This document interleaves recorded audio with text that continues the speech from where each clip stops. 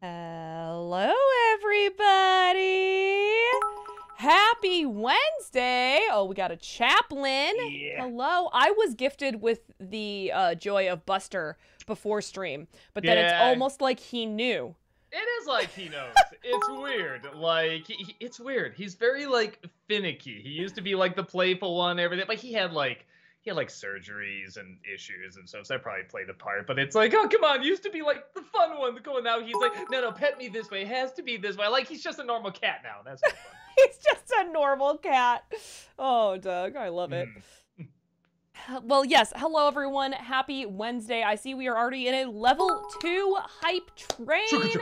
Appreciate that. Thank you. Thank you. Thank you. 89% of the way through that hype train. Y'all are amazing. Thank you. Thank you. Thank you. So let me get to the rules so that we can start, excuse me, answering these questions and getting on to it. First and foremost, we give priority to the bit messages since that is some real world money spent. At the end of streams, sometimes we do have time for highlighted questions. However, please save that towards the end of stream because if you highlight a question or comment now, we're not going to be able to scroll back up and see it. Also, highlighting a question does not guarantee that we're going to see it or read it. Please do not repeat yourself over and over again in chat. You can get timed out or even banned if you're going to continuously do it. We also do get behind on the bit messages, so there's no reason to submit the bit messages multiple times. I do have a list. We will get to it, but we can get up to an hour behind, so please just have some patience. Please watch the length of your questions. The longer it is, the faster I have to read it, and then we don't have time to necessarily go over it again, so you get what you get on that. So the shorter and to the point is better. Please no spoilers. I haven't watched The Mandalorian yet. And chat, I swear to God, don't ruin that for me. I love you all, but I swear to God, I will be a very angry Heather, okay? Other than that, I think that's it. I feel like I missed something, but I think that's Yeah, it. me too. Oh, maybe check to make sure someone else hasn't asked the question that you've already asked. Not that it's a bad thing. It just feels bad if you're like the fourth person to ask Doug, like, what's next week's NC? Not that it's a secret because it's a theme march. Yeah, I was gonna say, yeah. I'd love to see it. Give us a clue, huh? Right. But that's just one that for a while was getting repeated a lot. You know, we just feel bad if you're like the fourth person to ask that and then all of a sudden It we rhymes with bedpan best. Beautiful, beautiful. Great, Doug. We love that. All right, cool. Great, amazing. Let's do it. Let's do it. Adam Grunther. Oh, wait, no, let me clarify too, because I still have people asking this. Ant-Man and the Wasp spoilers are still not okay, guys. Or not Ant-Man and the Wasp, but Quantumania spoilers are still not okay. It's literally been 2 weekends. Give people a chance who live lives, okay? No spoilers still for Quantumania. That's okay. Have you seen the numbers? Nobody's going the second week anyway. So. Oh, really? I hadn't seen that. Oh, it like big time. Which is weird because the first weekend was good. But this is like one of the biggest drops they've ever had, which again is kind of strange. Like, this is the one? Really? Like, that's kind of odd. Yeah. But, yeah, anywho, sorry. Anyway. Chat, I love you so much. Someone already was like, oh my gosh, you're reviewing Led Stan's Mess next week? I knew it was too good a clue. All right, well, let's get started with this. Adam Grunther, thank you for the 100 bits. Which of the Pirates movies, excuse me, is the overall worst in your opinion? World's End. Watching it again, it is just so boring. And that wouldn't be too bad if it wasn't so damn long. It's almost 3 hours. Yeah, and there's not that many laughs either. It decided to be self-important, but a lot of stuff doesn't add up. So yeah, Rob really hates it. I don't hate it. I just don't like it. FBL, thank you for the 100 bits. What's your favorite third Rock from the Sun moment from Tommy, Dick, Harry, and Sally, either individually or as a group? Man, I'm trying to think of ones. The one where Sally has to rediscover her childhood is pretty funny. And so she's like playing Barbies and stuff like that, and putting like Tommy's hair in braids and stuff. That was all pretty funny. Let me think. The one where there's two Dick Solomon's was pretty funny too, because you think he's gonna like run a rampage. He just does things in a slightly odder way. Yeah, I don't know. There's so many good ones. It's hard to say. I just remember the one where she's discovered her childhood. Like that had like the most laughs I recall. Chorus, thank you for the 100 bits. Doug, I'm surprised by your critique of Pirates of the Caribbean at World's End. Many of my friends and me too consider this movie to be the best in the series, with the best naval combat, villains, even Lord Beckett had memorable dialogue and a death scene, conspiracies. So every time you watch this movie, you see something new. Also on IMDb, 450,000 out of 600,000 people rated the film 7 and above, so many people like the movie too. Yeah, it's one of those where maybe over time it's gonna like get a following, or it seems like it's getting a following. I don't know. Most people I know are still like to it, but maybe that's like the new generation coming up. I never despised it like a lot of people did. Like that used to be like the punchline for a while. Even Simpsons would make jokes about like, oh yeah, like one of the worst sequels ever. I don't think it's like one of the worst. It's just so boring. Well, Rob was even saying like, no, we've seen like worse made movies. He just hates it because it's so long and so dull and so doesn't have like that many jokes to it. It's so self-important and stuff like that. So it really gets under his skin. It doesn't do that for me. I just think it's really boring. Chat, you are absolute legends. We got to level 4 of the hype train with 5 seconds remaining. Y'all are legends. That Disney Nerd, thank you for the 100 bits. Hey, Doug Sparrow and Heather Swan. How you guys doing tonight? Oh, very good. Thank you so much. Adam Grunther, thank you for the 100 bits. Have you noticed that the dinner scene between Barbossa and Elizabeth is remarkably similar to the dinner scene between Marion and Belloc in Raiders? I can't be the only one who noticed. I didn't think of that. I feel like that's kind of a common thing, though, with, like, the captured person, like, sharing a meal with the captor. Like, I feel like I've seen that in other movies, too. But, I can see that. I guess that proves the point that it was done somewhere else, yeah. FBL, thank you for the 100 bits. Thoughts on the latest Bob's Burgers episode? I was so frustrated that Linda and Bob kept not believing Louise. Oh, maybe I haven't seen that one. The last one I saw was the rowboat one, the guy that was rowing across the ocean there. No, I guess I haven't seen that one yet, so I cannot give my thoughts yet. I'm so sorry. Adam Grunther, thank you for the 100 bits. What is your overall favorite episode of Game of Thrones? It's going to be funny. It actually is in the last season. I love the episode before the White Walkers attack the castle. And nothing happens yet. They're all just preparing for the battle. This could be it. It could be the final night they're all alive or they see each other and stuff like that. And it's just them preparing for that. I thought it was so well done. Honestly, I thought the season was fine until the episode after that. That's when it all started going downhill. But that's why it's always rough to say, oh yeah, that last season is terrible, because it is, but it's like, it has my favorite episode in there, so it's rough just to totally, discard it. Adam Grunther, thank you for the 100 bits. What is your all-time favorite episode of Bob's Burgers? For me, it's the Christmas in the car.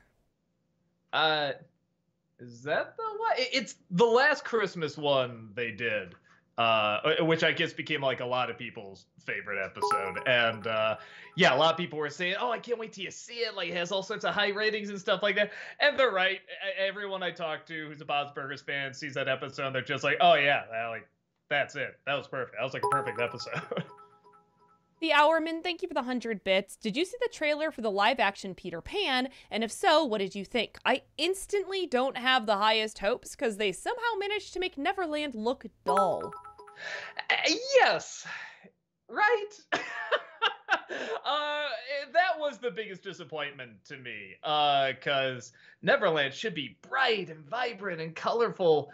But yeah, outside of that, it just looks like another Disney remake. It doesn't look awful. It doesn't look good. The only thing I kind of like is that, obviously we're just used to it now, switching race, gender, and all that stuff and everything. I usually don't mind. I like the way they work around with the Lost Boys, some of them being girls. Like, these are the Lost Boys, and you're not all boys. They go, so? I thought that's a perfect kid reaction. 1,000%. Yeah, I'm just like, I totally buy that. You don't need any more after that. Sam Sully, thank you for the 100 bits. So, Doug, when you discuss Pirates 3, will you be bringing up the famous Tumblr conversation about how did Davy Jones know that he can be on land if he's standing in a bucket of water? It's hilarious and surprisingly insightful. I do mention, like, I will just love to have seen how they got him in that bucket.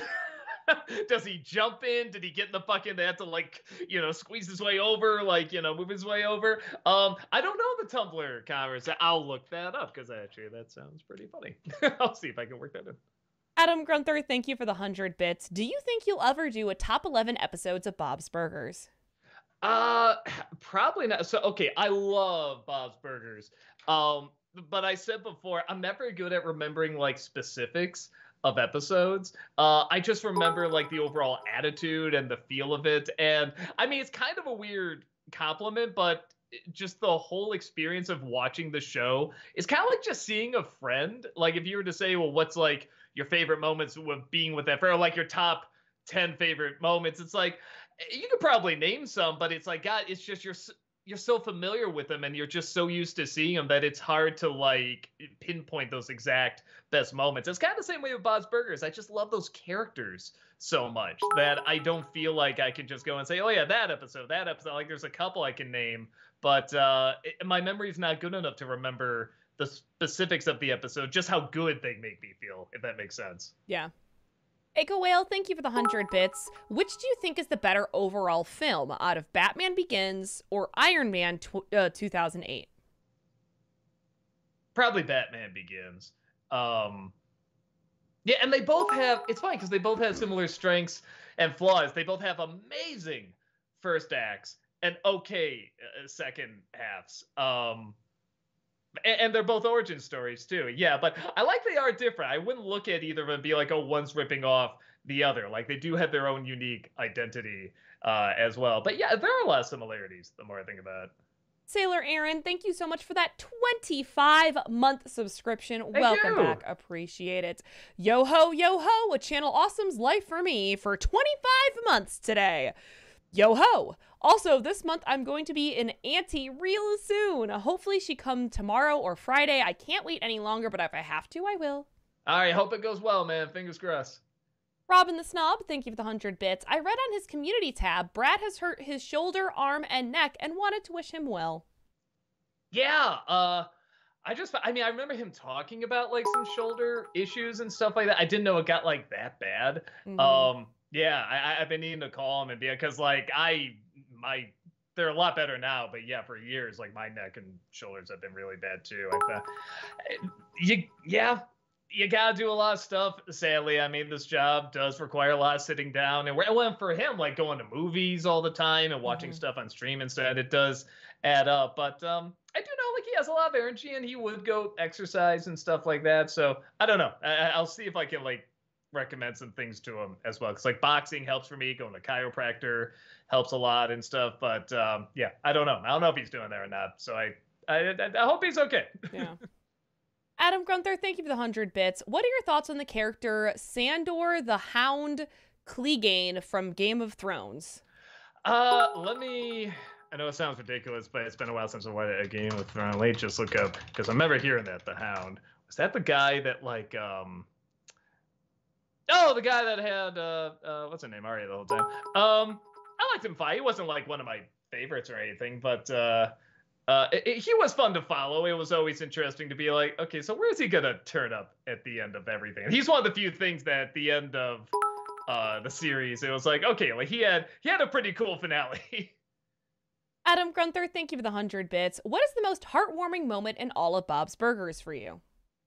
That Christmas one. Man, if you know the episode, you know I don't want to spoil it for anyone that hasn't seen it, but it's the last Christmas episode they did. If you see it, you know the moment I'm talking about. Echo Whale, thank you for the 100 bits. Which do you think is the better overall film out of The Batman or The Dark Knight? It's still Dark Knight for me. I think it's Dark Knight. Yeah, it just, I don't know. We never quite got a movie like that at that point, and on that scale. And the Batman's really doing a lot of different stuff too, like a lot of stuff that kind of really brings in, like, a new energy in a way I didn't imagine a film like that would. But yeah, I think there was just such hype and then such a payoff with The Dark Knight. You know what it is? The Dark Knight still gets like my heart going when I'm watching it. Where like the Batman, I like to just brood and be like, yeah, fuck crime, kind of thing like that. Like you just want to watch it, like, kind of nodding like that. Where Dark Knight, you legit get really excited for what's going on. Like that truck chase is one of the most exciting things I've ever seen. Yeah.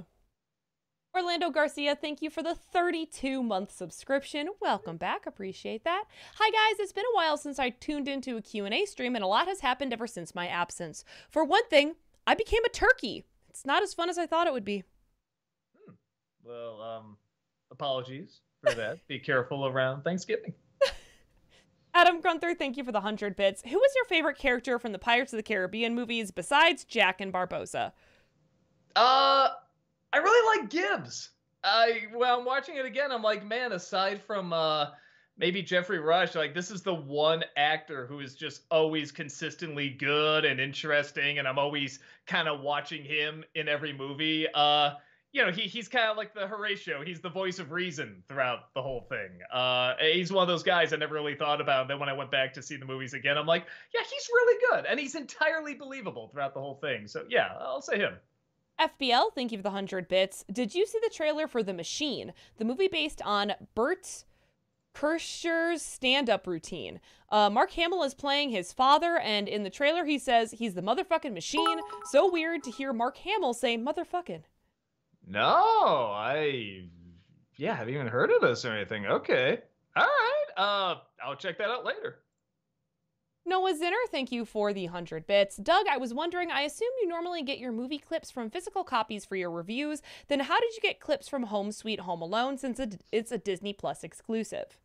That's the one time where we did get, we just got a copy off Disney Plus because we're like, okay, we do have Disney Plus. We all own Disney Plus. We watched it, and stuff like that. Mm-hmm. So it's like, okay, technically, we can fight it and we'd be in the right and stuff like that. We just don't want to wave the red, in front of the bowl and stuff like that. So no, that's one of the few times where we did. And it's only because I've done all the other Home Alone movies. I'm going to complete it this year by doing the first one as well. I'll have them all done. And it's like, it seems weird not doing it with this one when tons of our people have reviewed it, shown clips from it and everything, and they've been fine. So it's like, okay, yeah, let's go ahead and do that one.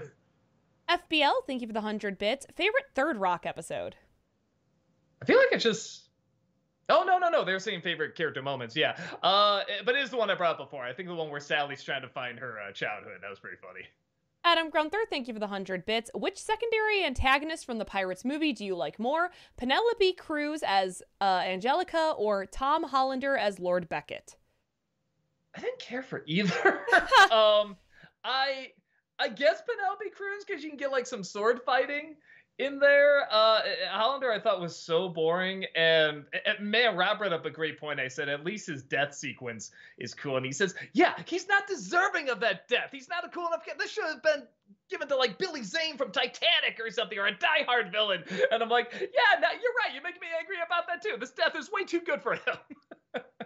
Robin the Snob, thank you for the 100 bits. Would it be possible to get a picture with Channel Awesome at C2E2, or is it just participating in the activities like the Q&A? Is it possible to talk to you guys outside of the scheduled events?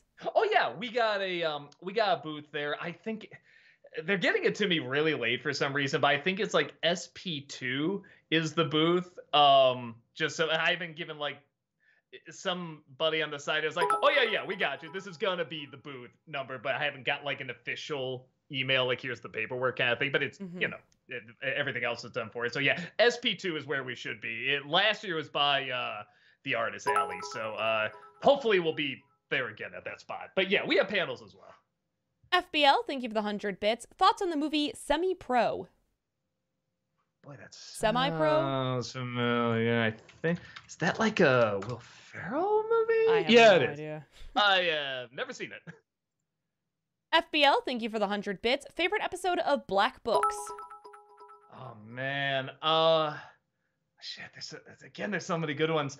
I think I just like the second episode, because the second episode was actually my introduction which I think is a better first episode. Like the one they have to start off is okay, but like that second episode, I thought like, man, this is a great introduction to Manny and Bernard and stuff like that. So it seemed weird that like the episode before it's like, and here's just some random stuff that happens with these characters. But no, I love that second episode. I was just immediately hooked after that. I was thinking like, no, they can't all be this good, and they really were. FBL, thank you for the 100 bits. I just read that, sorry. Thank you for the 100 bits. This one. Have you seen The Unbearable Weight of Massive Talent? I saw it for the first time over the weekend and thought it was very good. Yeah, it's fun. I did an Untitled review show of it back when it came out, so you can check my thoughts there. But yeah, I thought it was good. Noah Zinner, thank you for the 100 bits. Doug, here's an idea. Top 11 movies that looked terrible but ended up being spectacular. Movies like Kung Fu Panda, Spider-Verse, and Cloudy with a Chance of Meatballs. Yeah, it's not bad. Yeah, sure. I'll write it down. It's just not a bad idea. Adam Grunther, thank you for the 100 bits. What is your favorite DC movie that isn't a Batman movie? Probably, I had to go through the DCEU again, but I mean... It doesn't specify DCEU. Okay, then probably Superman. Yeah. Yeah, that's what I was thinking. I was like, I was even trying to think of the DCEU. I'm like, are there any that would top Superman? I'm like, Wonder Woman would be close, but it's like, I still think the Christopher Reeve Superman is pretty perfect. Joel B, thank you for the 100 bits. Were you a fan of the Simpsons shorts on the Tracy Ullman show? While I don't think they're as hilarious as what the show would eventually become, I do still find them very charming and nostalgic. Yeah, they're kind of purposefully crude and weird and kind of existed in their own strange world. And it's funny because if you were to go to like what the Simpsons are today, or even like whatever season 2 or 3 or something like that, and they were to pitch it with the writing team and the ideas that they had, they probably wouldn't design them that way, you know, with like the spiky hair and the tall blue hair and the weird designs and stuff like that, having the skin yellow and stuff. But that's also part of what gives them their identity now. Like that design matches more those shorts, which is always kind of interesting. So yeah, but I like them for what they are. FBL, thank you for the 100 bits. Idea for NC commercials, the Tubi rabbit hole ones where people are kidnapped by giant rabbits, as well as those Limu Emu commercials. I don't know what I could do with the Limu Emu one. I mean, they're cute for what they are. I just don't think I could do much commentary on them. And I haven't seen too much of the Tubi. What was it against the Tubi rabbit holes? Yeah, Tubi rabbit holes. I think I saw one like maybe during the Super Bowl, but I haven't seen too many. So I'll try to check them out even more because there are a lot of like commercial rabbits you can use, like the Trix Rabbit and the Cadbury Bunny and stuff. So you can have some fun with that. Adam Grunther, thank you for the 100 bits. Which DreamWorks villain do you like the most? Fairy Godmother, Lord Shen, Death, or Jack Horner? It's probably Death. He's pretty fucking cool. Kevin Lane, thank you for the 100 bits. Professor Walker, as our wisest teacher of 90s nostalgia, would you please give us a lecture about Saturday mornings? Saturday morning was awesome, man. And then, like, all you dumb kids, Generation Z, you said you wanted more and more and more. No, I want to watch it on my tablet. I want to watch it on my phone. And then they're like, well, Saturday morning's just every day now, so we might as well not have cartoons on in the morning. And you killed it! You killed it, you son of a bitch! End of class. Great.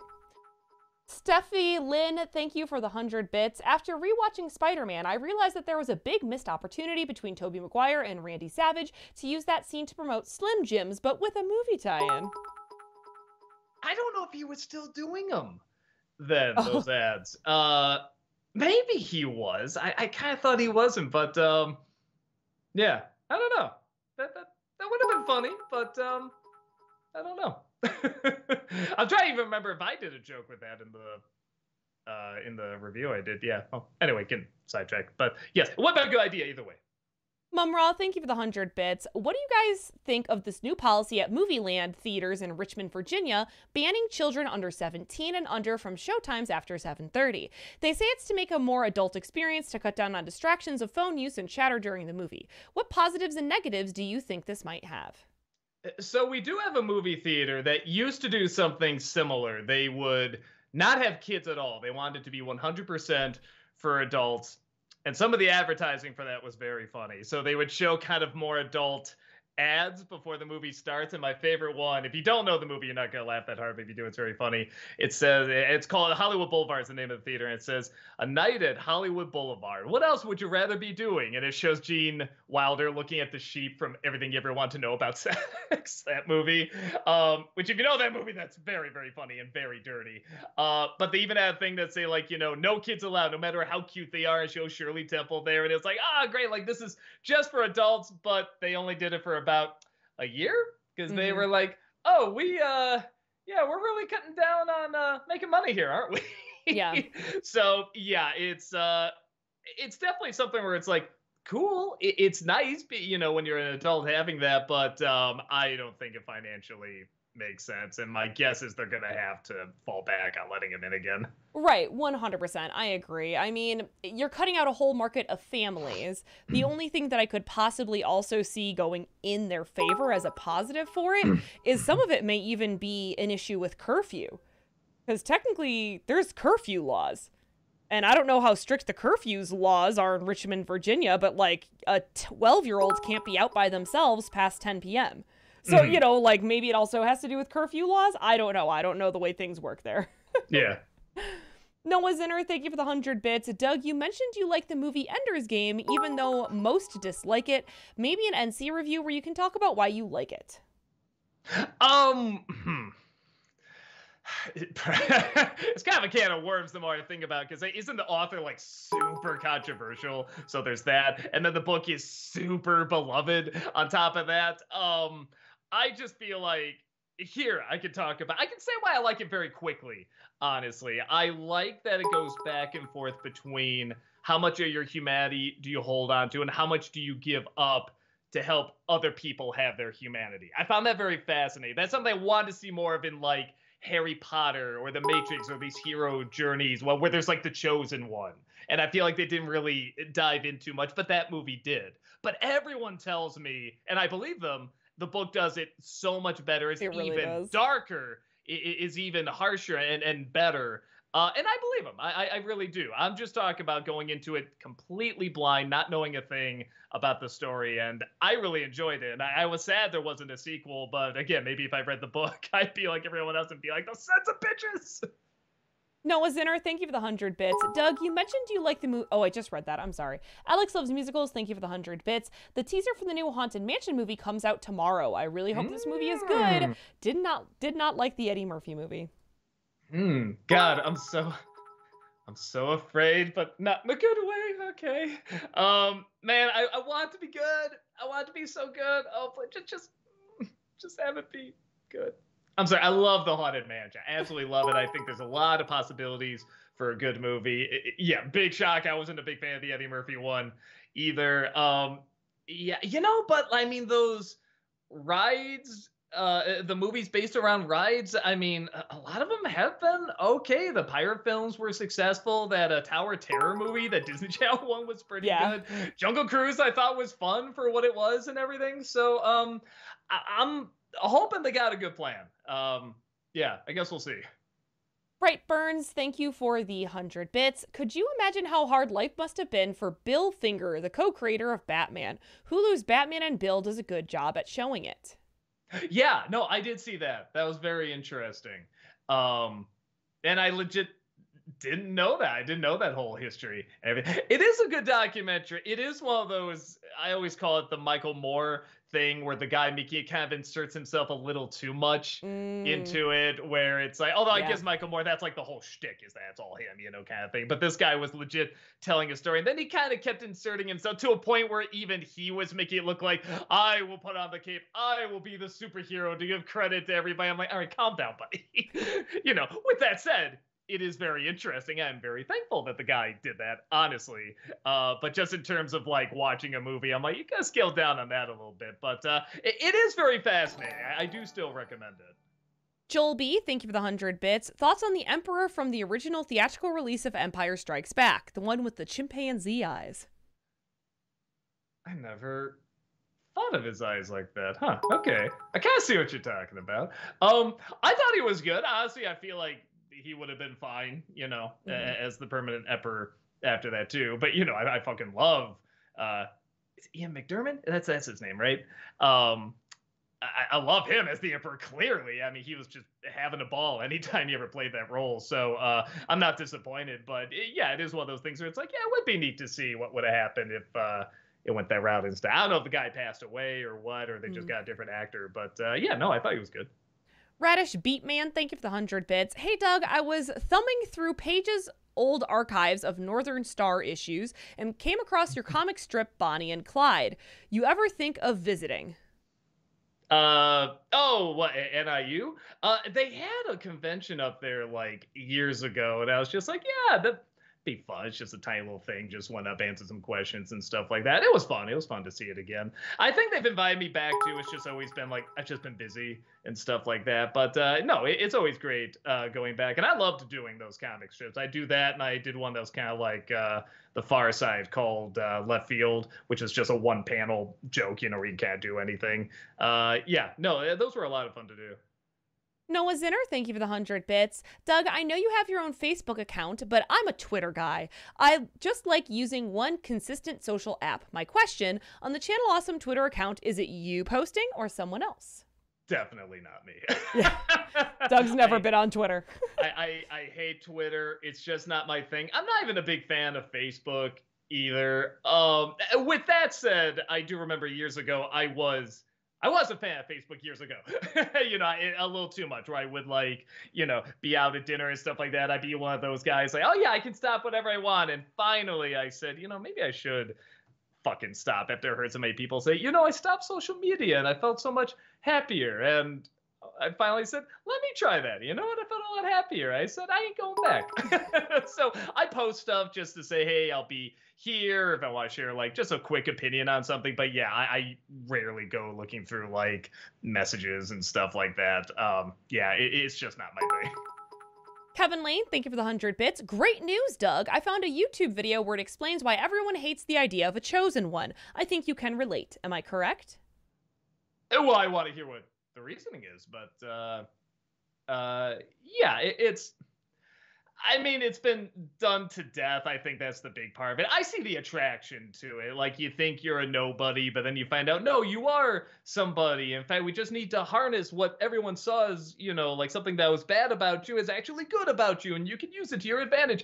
I get all that. It's just been done to death, and I think sometimes people don't pick up on the help the person grow aspect of it. They're just like, oh, no, you're just born perfect. We just have to, like, whatever, put you in this room and boom, you're God, you know, kind of thing. Like Neo from The Matrix. There was no challenge to that. He just suddenly was like, I'm the one. And that was it. Like, he just declared it, or like, he didn't have to do anything, you know. So that's always where I'm like, it's a shame when that happens. But no, if there really is kind of like a journey, and especially if someone can like whatever, like a Harry Potter or a Luke Skywalker, where it's like they could go the other way. They could be the one for the bad side. You know, that's always kind of interesting. But yeah, it's just been done to death. Adam Gunther, thank you for the 100 bits. What's the second worst Pirates movie on Stranger Tides or Dead Men Tell No Tales? I confuse them. Man, I guess whatever was the Blackbeard one, simply because I can't remember a thing about it. At least with the last one, there's a really cool fight with like a guillotine in there that was like, man, that was well choreographed. That was well set up. But I don't remember anything else about that movie. So I just remember they were shorter than at World's End. Yeah. Strider for Life, thank you for the 100 bits. Hi, Heather. Hi, Doug. Hi, Chaplin. Goodbye. Fantastic. Kermit Wazowski, thank you for the 40-month subscription. Welcome back. Appreciate it. Big 4-0. What a ride it's been. Much love to you guys. Also, I, for one, would be more than okay with Hunter S. Sparrow being a reoccurring character beyond this month. We'll see. It's funny because we were talking about the idea of bringing back the Hunter S. Thompson, what do we call him, Ralph Puke, I think, especially now that I am bald. I mean, we could just do that a lot easier. But yeah, I realized I don't think I have any of the clothes anyway. I'd have to like get a whole new wardrobe, which is not to say it was that complicated. Right. And I was debating that too. I was like, well, do I have like a Hunter S. hat with, you know, the Sparrow thing here? But then I'm like, nah, it's funnier if like with Malcolm and Tamara if they're just in the outfits as well. It's funnier that way. Doug Walker Lover, thank you for that subscription. Appreciate it. Love you, man. I would hope they would be subscribed to me. The Minnesota Superstars, thank you for the 100 bits. Hey, Doug, I was watching some of your old reviews, and I watched your Thomas and the Magic Railroad one, which, by the way, fucking hilarious. But did you hear that most of the movie got cut? I heard there was, like, especially with the, what's his... his name now, but the dude that was doing the really serious stuff, it was Henry Fonda. I heard there was a lot more to that, and I guess because I've never seen the show, but everything going on with him, I guess, was closer in the vein of the show, which is interesting. But yeah, they kind of chopped it up and dumbed it down and stuff like that. Because based on that movie, I just assumed it was a dumb show for like whatever toddlers and stuff. But so many people say, no, there's like heavy episodes and like ones that really like have good atmosphere to it and everything. And I believe them. I've heard it enough. I just still haven't seen the show. Dev the Wiser, thank you for the 200 bits. Thoughts and ranking of the Expendables movies? 1, 2, 3. Actually, I never have seen 3, but everyone's just like, you don't need to. Like, they got too self-aware. Joel B, thank you for the 100 bits. Have you seen the thriller film You Were Never Really Here, starring Joaquin Phoenix? I'd say it's this generation's Taxi Driver. Really? Okay. I remember seeing it advertised. I never heard anything about it after that. So, yeah, it's a nice reminder. I will try to check it out. That Disney Nerd, thank you for the 100 bits. Now that the lesser frame animated films like Spider-Verse, Intergalactic, and Last Wish are becoming much more mainstream, would you like to see Disney use this style in their animated films? If it makes sense. So what I like about especially in Spider-Verse and Puss in Boots, is that there's a lot of action in it. And with that mixed with, what anime does as well, is that it's easier for the mind to, I think, remember imagery easier if you don't have like all the blurs. Like if you're having a hand go by, in most CG animation, it's a blur like that, or even some hand drawn, they'll smear it like that, where if you see each individual hand like that, your mind's going to pick it up easier, and it's going to remember it easier. You can literally pause and look at every frame, and it's like a beautiful painting, where if you go to like the smeared ones or the ones with the blurs, they don't look as good, but they look more real when they're animated. So I get why they do it. I'm not against it. But I do like the fewer frames where you can make out the imagery more, because it sticks with you longer. But I'm finding out more and more people, I guess, are very split on it. It may be because it doesn't feel as real, or the motion doesn't feel as fluid. But I like it. I'm learning to love it more and more. Yeah, and again, it's very anime. I mean, anime's done like the smear lines and the blurs too. But again, I think when they really want certain images to stick out, they know not to blur it. DJ Lol5, thank you for the 7-month subscription. Hi guys, 7 months, baby. I'm thinking of going to Vatican since I live in Ireland and Dublin is only an hour away from where I live. Would be almost a once-in-a-lifetime experience to see you guys in person. Would be great. Yeah, I'd love to see you there, man. Yeah, I've been to Dublin before too, and it was a blast. I absolutely loved it, so I can't wait to go back. DCL Coda, thank you for the 100 bits. Watch the Terminator Genesis review again, and remember that the best thing that came from it was epic rap battles of history Terminator versus RoboCop video with a cameo from Arnold himself. Oh, I didn't know that. Oh, okay. Oh, I gotta check that out. That's pretty cool. All right. Noah Zinner, thank you for the 100 bits. Doug, with Scream 6 coming out soon, how about an NC compilation of all the movies? Side note, Puss in Boots 2 should come to physical soon, so please review that after Pirates Month. Oh, I definitely will. Oh, I'm very excited to talk about that movie, definitely.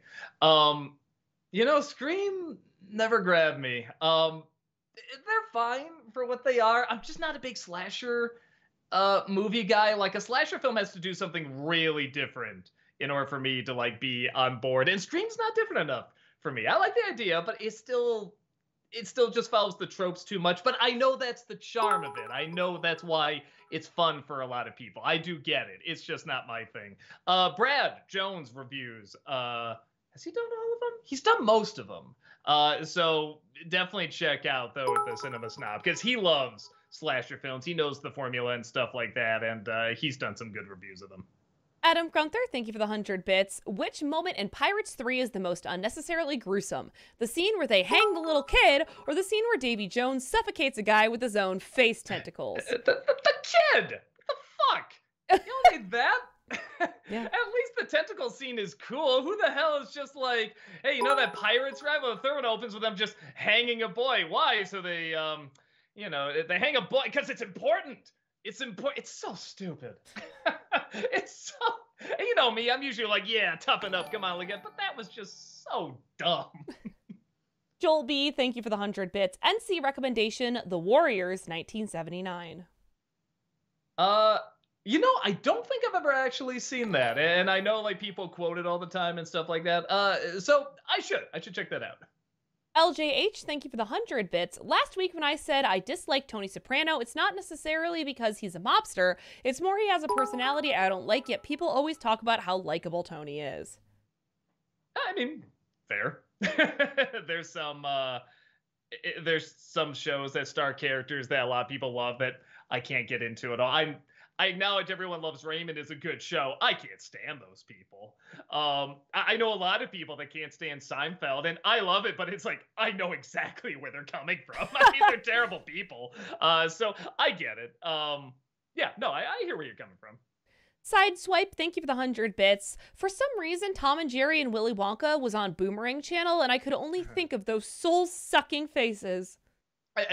Think schmink, you just look at them. I mean, talk about imagery, it just stays with you. We're talking about the fewer frames. I mean, just one frame of them looking with like an eye over here and another one down here. It's like, ugh. Yeah, it's creepy.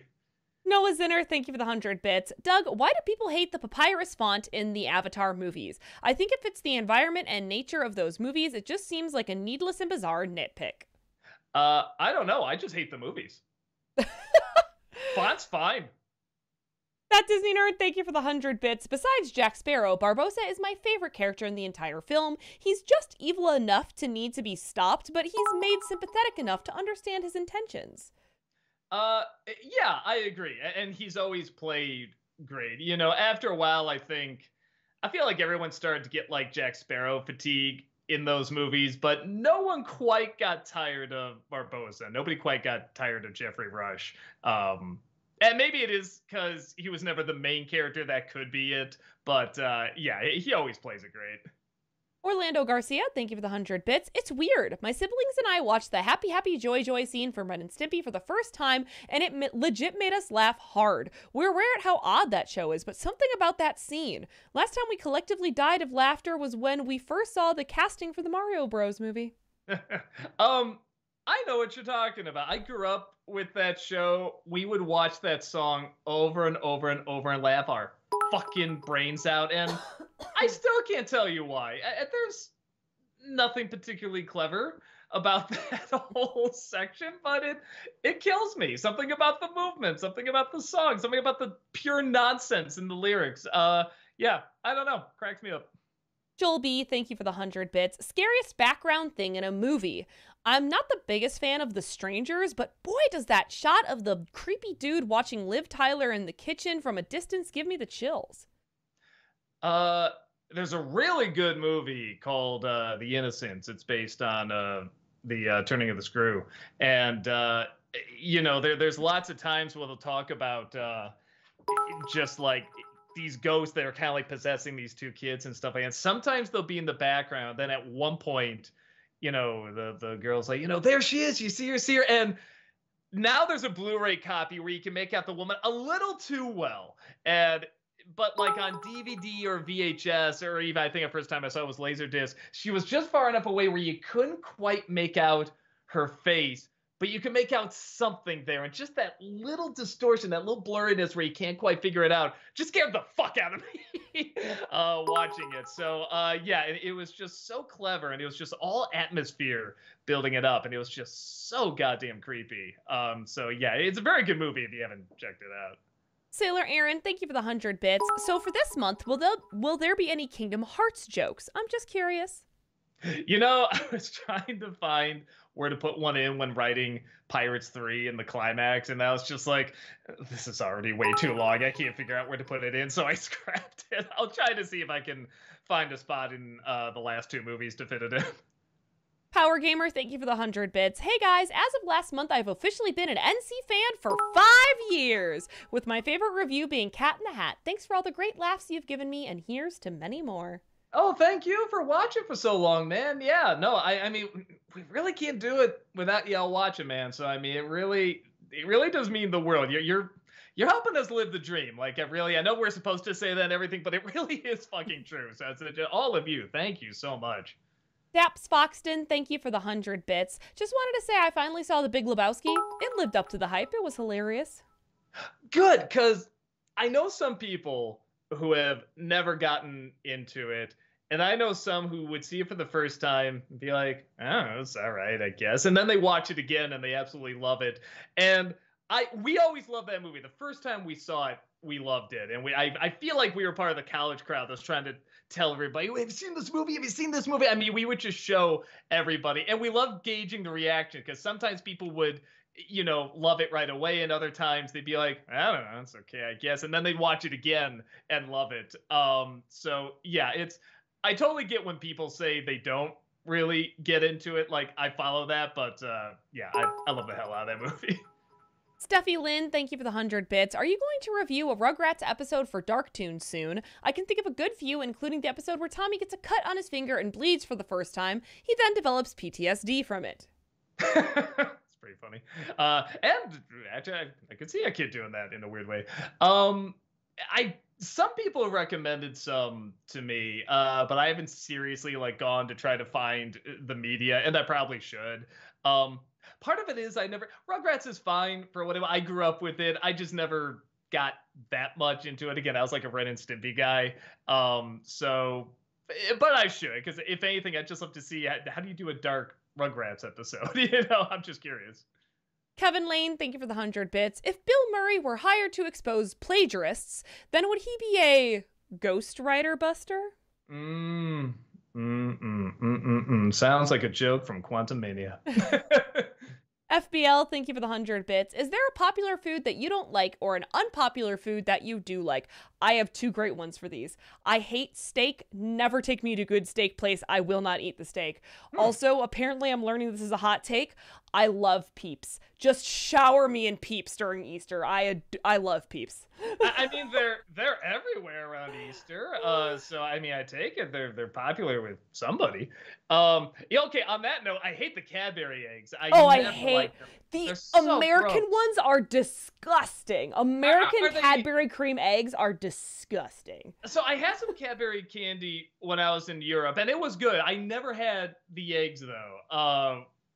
Do they do? Yeah, they must do Cadbury eggs in yes, Britain, England and stuff, right? Yeah. I wonder if they're better. Chocolate in general in Europe is so good. We really cut corners here when it comes to chocolate, which is not to say you can't get good chocolate, but it's not. It's like the ones in Europe are just so much better.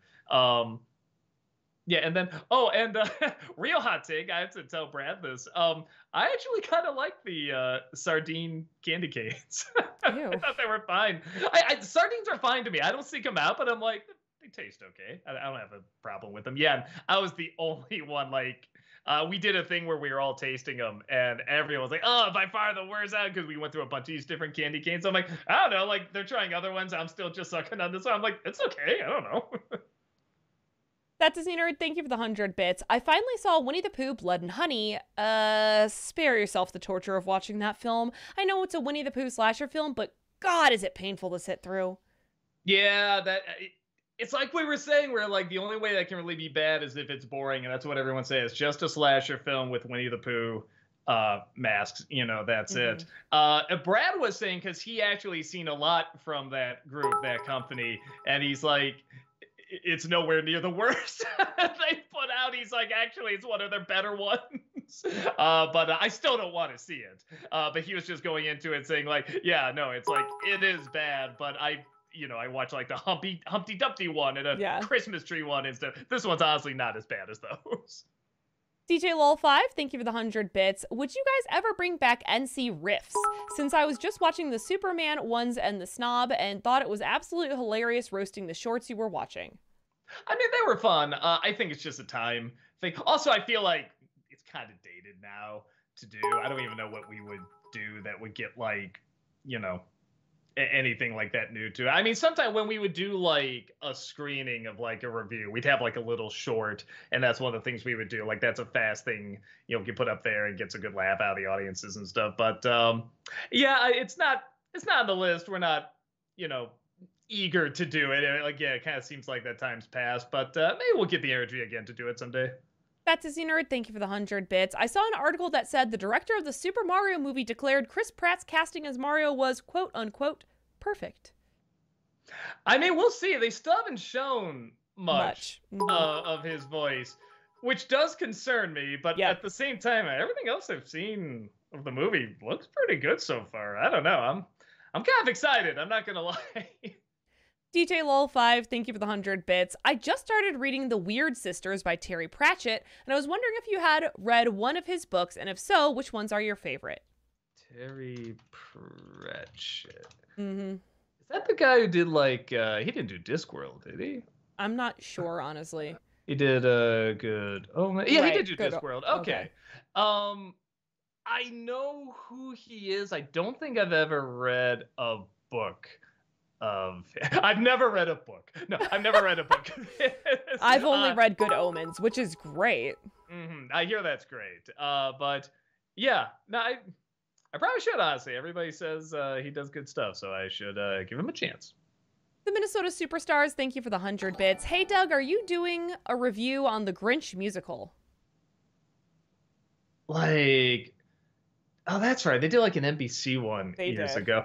I'm always a little afraid to do because I love to do like the Christopher Walken Peter Pan and stuff like that because that was just so funny. But there is always a part of me. No, and I did do the Christmas Story one. The more I think about it, we'll see.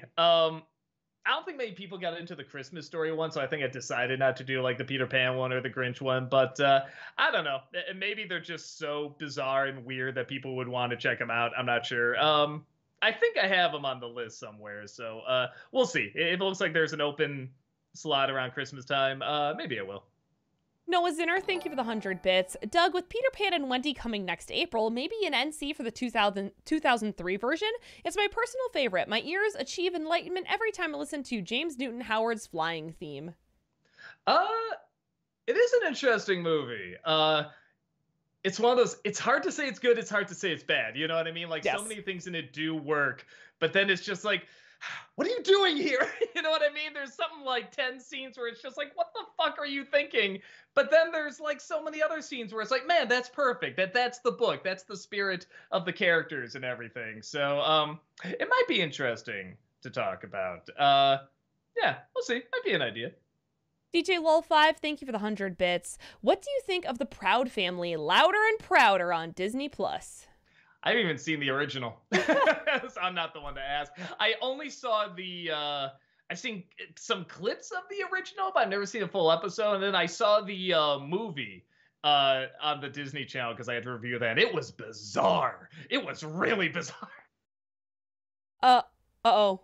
Doug, we lost you. Doug. Super fluid. Oh, no. There you are. You're back. Did you lose me? Okay. We did. We lost you. You're still frozen, but it's kind of hilarious. Oh, now you're back. Oh, no. Am I back? Okay. Why did I think moving my arms would help that? I don't know. Oh, I had such a poetic pose, too. I was like this. Anyway, I saw the Disney Channel movie that they did, which was really, really weird. But it wasn't bad. And I was saying, I like the animation style because it reminded me a little bit of Chuck Jones, where it's not super fluid, but they know the poses to have to kind of trick you into thinking they're doing a lot more movement. So like when somebody opens the door in a normal cartoon, you see someone just open the door like this. But in there, you see like maybe somebody here and then like the door open like this with the hand really extended, them like looking like that. Like it tricks you into thinking there's a lot more motion. And I really, really like that. But in terms of the plots of any of the episodes, nope, I wouldn't know what to tell you. Orlando Garcia, thank you for the 100 bits. I was really pleased that Nintendo Switch Online added Game Boy Advance games, especially considering that Mario & Luigi Superstar Saga is available right out the gates. Highly recommend Doug plays it because of how interactive it is beyond attacking and waiting and so on. Oh, okay. Yeah, I think Walter was talking about that. Maybe we will down the line. We'll see. DJ Lol5, thank you so much for gifting that sub to DCL Coda. Appreciate that. Thank you. Adam Grunther, thank you for the 100 bits. In your review of Mickey's Once Upon a Christmas, you said one particular scene made you burst into laughter. Was it the scene where Goofy thinks he sees Santa and is just a burglar breaking into Pete's house? Yes, that is so funny. It's still because they're really playing the nice music, and you think that's going to be the ending, like they're really going to show Santa. Oh, Max, you see? And then when they turn the lights on, you see it's like the generic with like the black mask and the hat and stuff, and the big bag of like Pete's stuff. That was so funny. That made me laugh so hard. Alexander, thank you for the 100 bits. Even though Obadiah Stane isn't one of my favorite MCU villains, I love it when he shouts, "Tony Stark was able to build this in a cave with a box of scraps!" For whatever reason, that scene legit kills me. It's always fun to see a villain get angry when the hero, like, does something just, like, 10 times better than they can even, like, conceive. Sailor Aaron, thank you for the 100 bits. After Pirates Month, will there be any Disney movies reviews? I would love either The Rescue is Down Under, The Great Mouse Detective, or Beauty and the Beast 1991, my favorite Disney animated film. We'll definitely do Little Mermaid when the remake comes out. Because, again, we know, like, one of the designers of the characters. I mean, it's like, yeah, definitely get him in there. And I've always thought about maybe doing Great Mouse Detective, because that's one of those where it's like, it doesn't get a ton of attention, but I think it has a following. And I can see why. It's a very easy film to like, because the hero and the villain. It's one of the few movies where the hero and the villain, they're both equally interesting and funny, which is very rare. Usually one's more funny or interesting than the other, but they are just both equally matched. So I'll probably do that at some point. Mumra, thank you for the 100 bits. Have you seen the trailer for the new remake series on Paramount Plus of Fatal Attraction starring Joshua Jackson? Looks surprisingly good. The original movie was a huge 90s thriller hit. If the writing is good, I think in today's climate, this plot and take on relationships could be very interesting. The DVD of the original had an alternate ending where Douglas is the one going to jail. You know, it's funny because I always confuse Fatal Attraction and Basic Instinct to a point where they did a parody movie called Fatal Instinct. That's what you remember? Them. Yeah, and I actually remember that more than the movie. It's the two movies. I have seen them both. I remember liking them both for, I was going to say in different ways, but it's like, no, it's kind of equal ways. They're both kind of fun and hokey and stuff like that. But no, I have not seen the trailer for the new one. I will try to check it out. Alexander, thank you for the 100 bits. What are your thoughts on the movie Dazed and Confused? You know, I'm trying to remember if I saw it. I don't think I have. That's another one where I got it. It's one of those coming of age stories where I'm just like, yeah, did I see that one? Dazed and Confused. I gotta see who's in it. 93. Okay. I remember hearing it's really good. I don't think I've ever actually seen it. I should. I mean, you know, I'll add that to the list. I'm making this long-ass list of movies I should watch and probably never will. But still, I'm making a list. Alexander, thank you for the 100 bits. What are your thoughts on the movie High Fidelity? So maybe I have to see it. Oh, wait. Yeah, no, High Fidelity. That's the John Cusack, right? I'm not sure. Let me double check. Yeah, High Fidelity. So when I first saw it, I hated it. I didn't like him. I didn't like the problem in the movie. I didn't like listening to him. And then years later, I found out, oh, that was the idea. You're not supposed to. So I should probably watch it again. Like, I think it's kind of like 500 Days of Summer. Like, that's kind of the point. You're not supposed to really sympathize with him, I think, or you're supposed to show like that's just part of it. That's part of like, you know, being that age and then looking back being like, what an asshole I was, you know, kind of thing. So I should give it another chance because, again, I don't think I put together. And I saw it when I was pretty young, too. So I don't think I was of the age where, like, I'd be able to get it yet or gone through enough relationships and stuff like that. So I should give it another shot. FBL, thank you for the 200 bits. NC for The Circle. Aren't there a couple The Circles? Yeah, I don't know which one. I'm sorry. There's a show, The Circle. There's several movies called The Circle.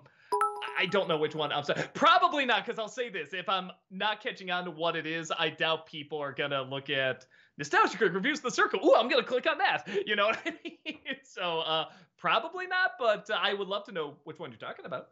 Alexander, thank you for the 100 bits. What are your top 3 favorite David Bowie songs? Man,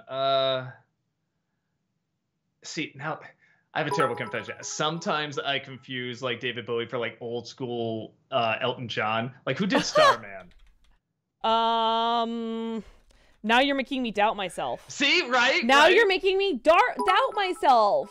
Starman. I think that's Bowie. Yeah, that's Bowie. I am always gonna have a soft spot for Dance Magic Dance. I mean, come on. Okay. Yeah, I'm just going through some of the songs here. I remember liking Heroes. No, that's 3. There you go. There you go. Adam Gunther, thank you for the 100 bits. What is your favorite climax from the Pirates movies? For me, it's the Kraken fight in Dead Man's Chest. You know, that's so funny. I was telling Rob watching it, I think whenever a monster's coming and it's like a tentacle monster, I just think that's so boring. I feel like something that can like smash or eat or teeth or has big eyes. It's not about tentacles. It's like, oh, they just grab you and bring you down, or they like flop really high. It's like, that's so boring. So that's probably one of the least interesting to me. Honestly, I think just in terms of climax, probably just the first one. I love the sword fighting in and out of the moonlight. That just looks so cool. Like, I could almost see that like out of a video game or something like that. Yeah, I thought that was pretty cool. And actually, I don't like the third movie, but them going around in that toilet, that was pretty fun. Kevin Lane, thank you for the 100 bits. I have it on good authority. There's a place where one could dump $4 billion in the streets, and no one would bother picking it up. Can you guess? I'll give you a hint. Oil.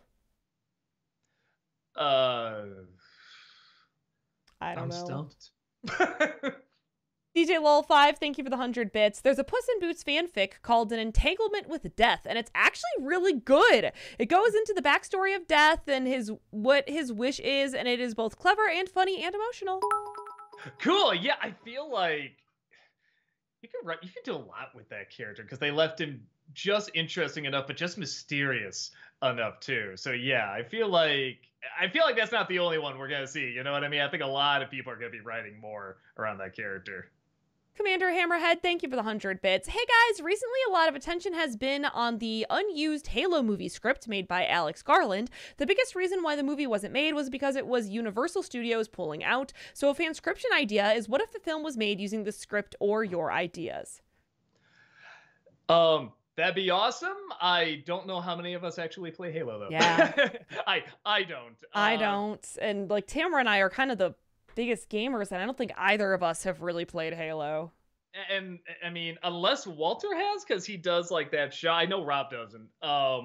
Yeah, then probably not. Sorry. But I hear everybody loves the show.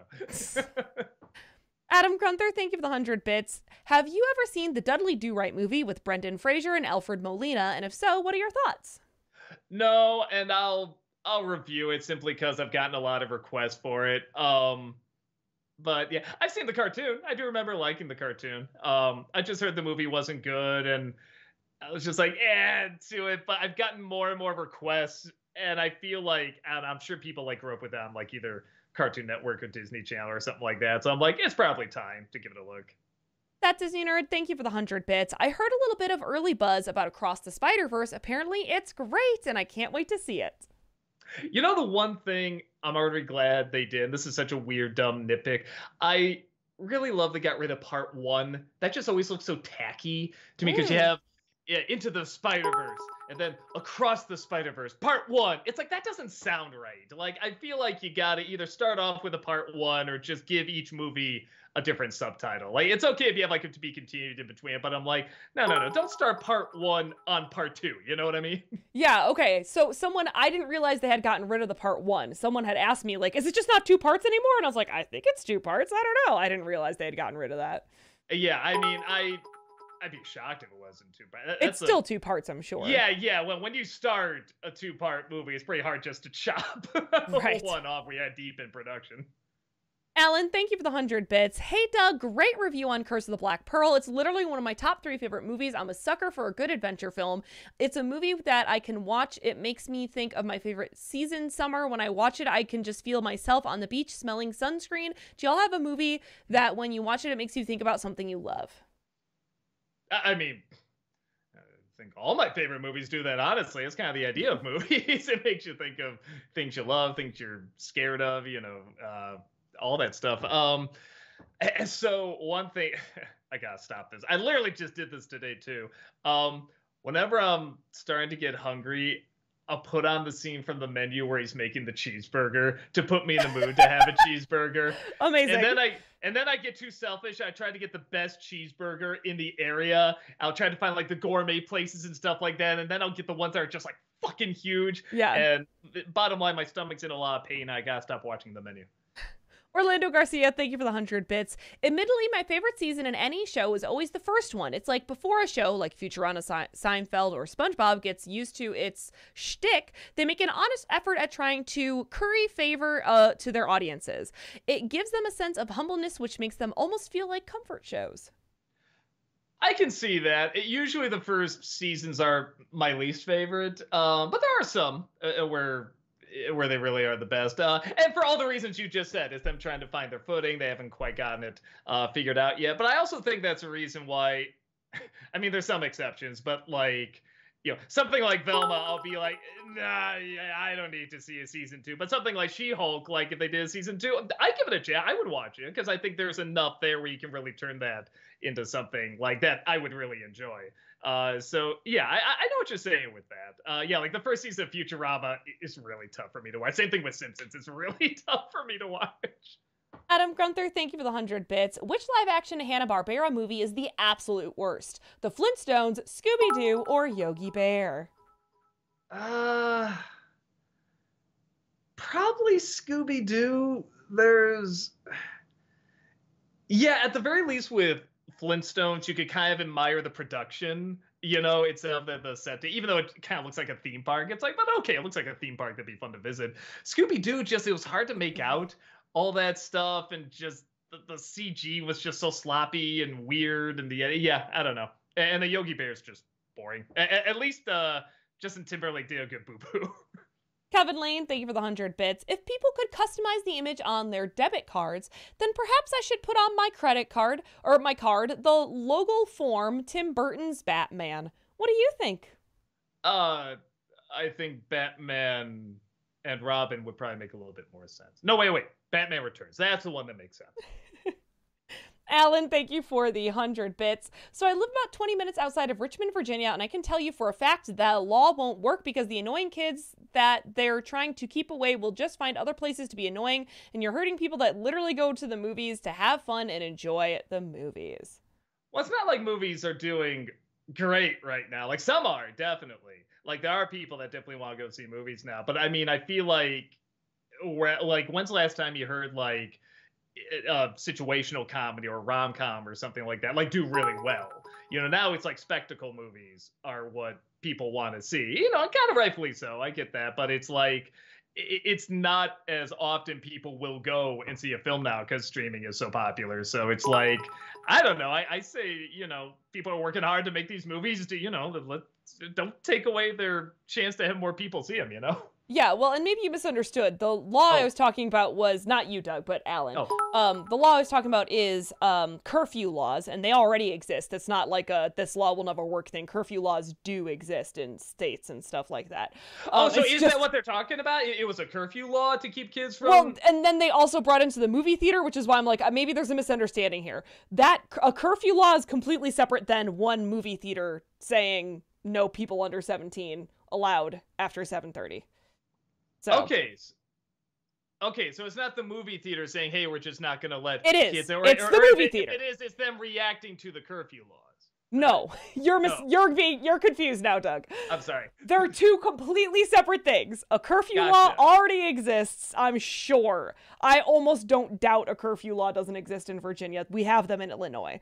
That is completely separate from one movie theater saying no people can come in, no under 17s can come in after 7:30.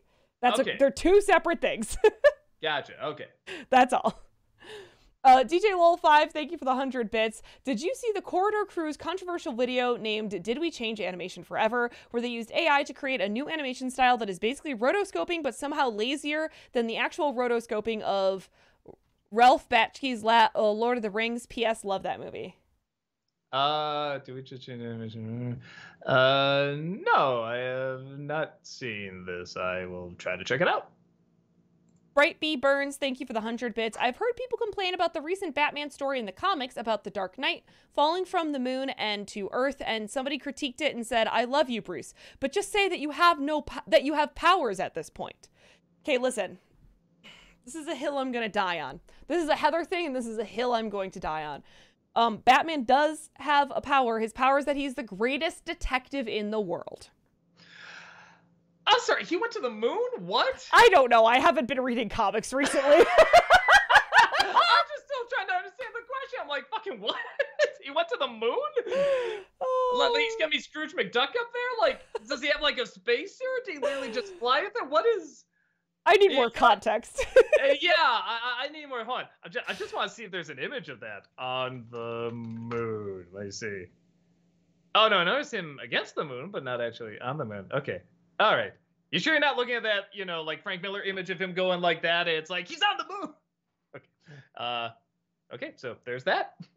CM Sully, thank you for the 100 bits. Which would be better? A story where the parent of a young child learning that their baby is the chosen one and says, oh, heck nah, and goes on their child's prophesized quest instead, or a chosen one who learns that he can only die at the hands of his destined foe and proceeds to live his life a la Jackass? Oh, okay, I kind of see what you're saying. I don't know. They're both unique. Maybe you could have them be siblings, and like they each think the other is the chosen one, and they both go on their separate like quest to do whatever. Yeah, because it's always one chosen one. Why aren't there a couple of chosen ones? I guess it's in the term chosen one, but I like the idea that each one's trying to figure out who's the one. So yeah, do them both. See what happens. King Croker, I appreciate you. King Croker is letting us know it is Batman number issue 130. If you want to check out that Batman. Okay, I at the very least want some imagery here. It's Batman number 130. I don't know. There he is. He's just floating through space. Okay. Okay, great. FBL, thank you for the 100 bits. Have you ever read the short story, Where Are You Going? Where Have You Been? Thoughts? Man, it sounds one. Where are you going? Where have you been? It does sound familiar. Let me see. It's just Joyce Carol Oates. Okay. Man, like years ago. I don't remember it. It's one of those. We read it in class. So we read a lot of this English class. Had me reading a lot of Joyce Carol Oates, and that's one I don't. Wait, do I remember it? Is this the one where it's just about a guy trying to get this woman into his car? I think. Is it a short story? I'm not sure. It's a short story. It is a short story. Okay. For lack of a better way of putting it, I remember it kind of challenging me. Like, well, what does this all mean? What does, like, it got me thinking. You know what I mean? I like a story that does that. It's one of those where the teacher never said, and it means this kind of thing. I like she kind of left it like, well, what are your thoughts? What are your interpretations? So I remember liking it for that. I'd be lying if I said I remembered it in great detail. But it did kind of intrigue me. Yeah, I don't know. Maybe I should read it again, actually. Kevin Lane, thank you for the 100 bits. What is the best movie either of you can name that uses only practical effects? I mean, would The Thing count? I think so, for sure. Yeah. I mean, I'm always a sucker for, like, you know, Evil Dead 2 and stuff like that. But I'll probably go with The Thing. The Thing's the most impressive. Like I said, I'm still watching, like, how did they do half of these effects? Orlando Garcia, thank you for the 100 bits. Do you guys know that Malcolm recently had a voice acting stint in an independent animation? I think the name of it was Lackadaisy. Yeah, if you watch the trailer, you can check out Malcolm's voice. Good for him. Yeah, awesome. No, it was funny because I recognized that. I don't know if I saw, like, a comic book in a store or something online. I don't know. I recognized that those drawings of like, sort of cats and like Yeah. Prohibition days and stuff like that. And then I saw here's this little trailer. I'm like, oh, okay, I kind of remember that. I clicked on and oh, this looks pretty good. I just saw Malcolm's name. I was like, what? Wait, I know what this is. Kind of thing. So it's always cool when you see a friend pop up in something. It's like, oh shit, nice. Spotlight TQ, thank you for the 100 bits. Just wanted to get this off my chest as a Disney-cember recommendation, the DuckTales Remastered. I meant to mention this last time I was here, but forgot. I forget if I have that on the list. I thought I did, but maybe not. Because it's not a bad idea, because we could just do that in a stream, and I feel like that'd be fun. So, yeah, I think I have it on the list, but if not, I will add it. FBL, thank you for the 100 bits. Thoughts on Tucker and Dale versus Evil? Nostalgia-ween? I don't know about for Nostalgia-ween, but I do like it. I thought the third act was a little weak. That's where, speaking of Dudley Do-Right, I felt like there's literally someone about to get chopped in half by like a chainsaw, like chained to a log and stuff. Like that seemed like a different movie. But the first 2/3 I thought was really, really clever. I thought it was a very, very smart setup. FBL, thank you for the 100 bits. Nostalgia-ween for Over the Garden Wall. I don't know what I'd be able to say about it. I like it. I feel like you need someone that's like a super fan to talk about that, because it is like, I don't want to say it has like a diehard following, but there is a following there. And I feel like you need someone that has like a real passion to talk about it. And I don't think I'm that guy. I like it. I don't have a passion to speak about it. So, yeah, but I feel like more and more people are going to pop up that do like to talk about it and can talk in great detail, like why it's so cool. Dev the Wiser, thank you for the 200 bits. What do you think are your 5 favorite MCU films? Man, let's see. Spider-Man No Way Home, Infinity War, God, Guardians 2. Really like that. I don't know. I'd have to think of the other two. Again, it's like there's so damn many. I have to kind of like look at a list and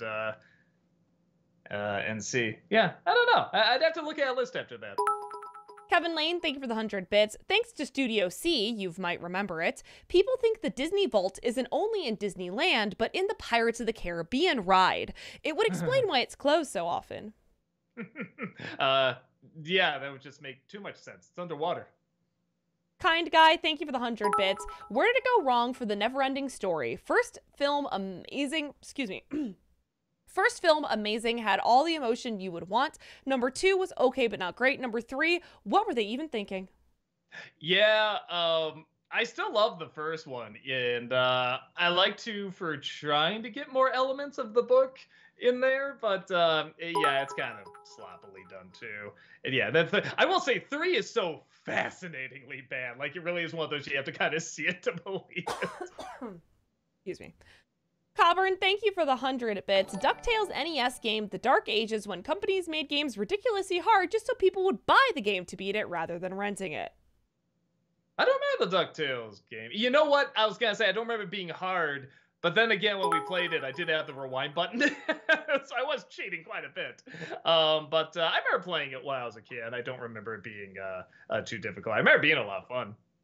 Kind Guy, thank you for the 100 bits. I'm sorry, Doug, I have some bad news. After saying last week there's actually an animated TV series of the Titanic, you have to eventually review it. Surely it can't be as bad as the puppy-faced pink dog, I have it on the list. I don't know when I'm going to be able to have time to watch it. Especially when that list of things I should just watch just to watch them gets longer and longer. But yeah, there's a part of me, it's like, I should fucking do this. I should just got the animated Titanic series. Like, what? But I just haven't gotten around to it yet. Coburn meant to say Tailspin, the Tailspin Oh, game. Tailspin. Yes. Yeah. No, that's a pain in the ass.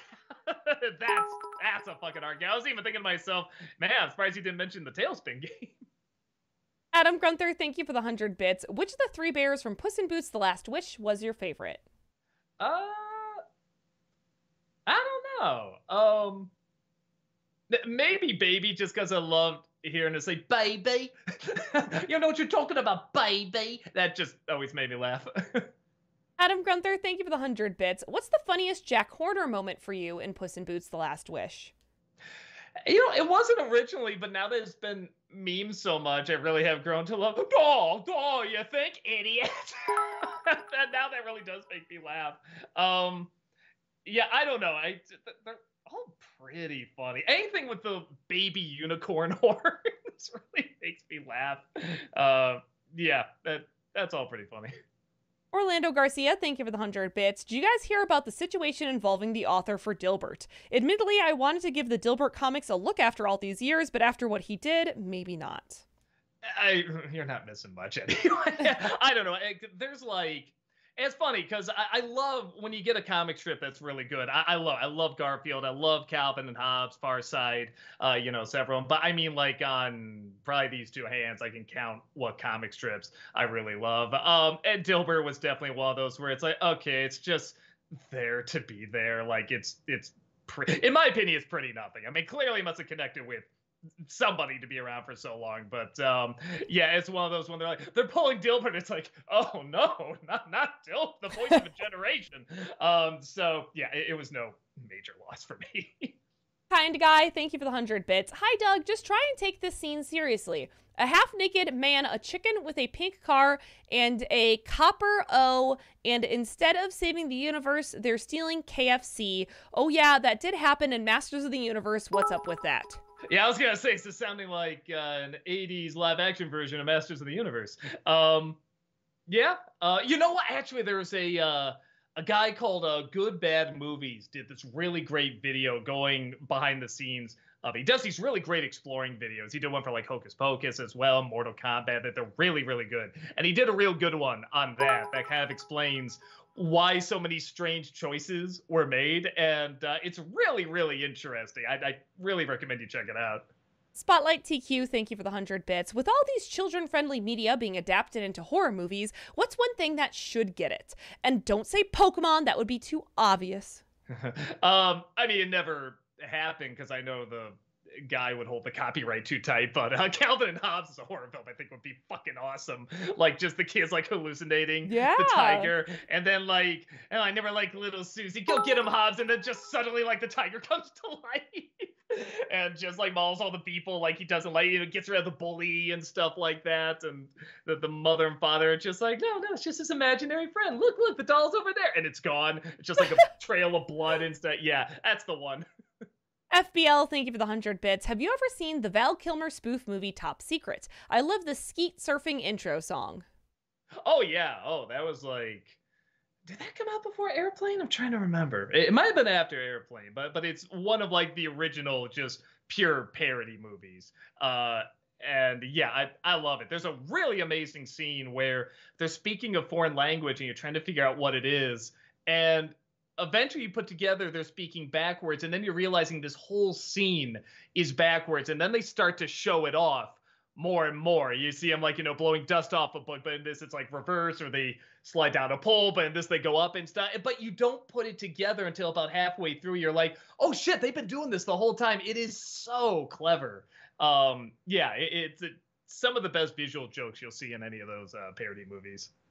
Alexander, thank you for the 100 bits. There's an episode of the original Magic School Bus called Lost in Space where one of the kids intentionally takes off his helmet on Pluto. The image of his head frozen still creeps me, my 22-year-old ass out. If that's not a dark tune, I don't know what is. I'm just... Yeah, how would they do that in Magic School Bus? I'm so intrigued. I might look that up. KP Kruk, thank you for the 150 bits. An NC recommendation, Saved, from 2004. Consider this an evangelical Mean Girls. This film I also discovered on a Pon Fryer review as an example of how not to evangelize to people. I think I saw that movie. And it's funny because when it came out, everyone was like, it's okay. It's whatever. And then like, years later, I finally saw it, and it was just, I think that was my exact thought, like, it's okay. I don't know, whatever. It's weird. Everyone kind of remembers it, but kind of doesn't at the same time. So, yeah, I couldn't tell you any specifics about it, except I think Macaulay Culkin was in it. I think. Really?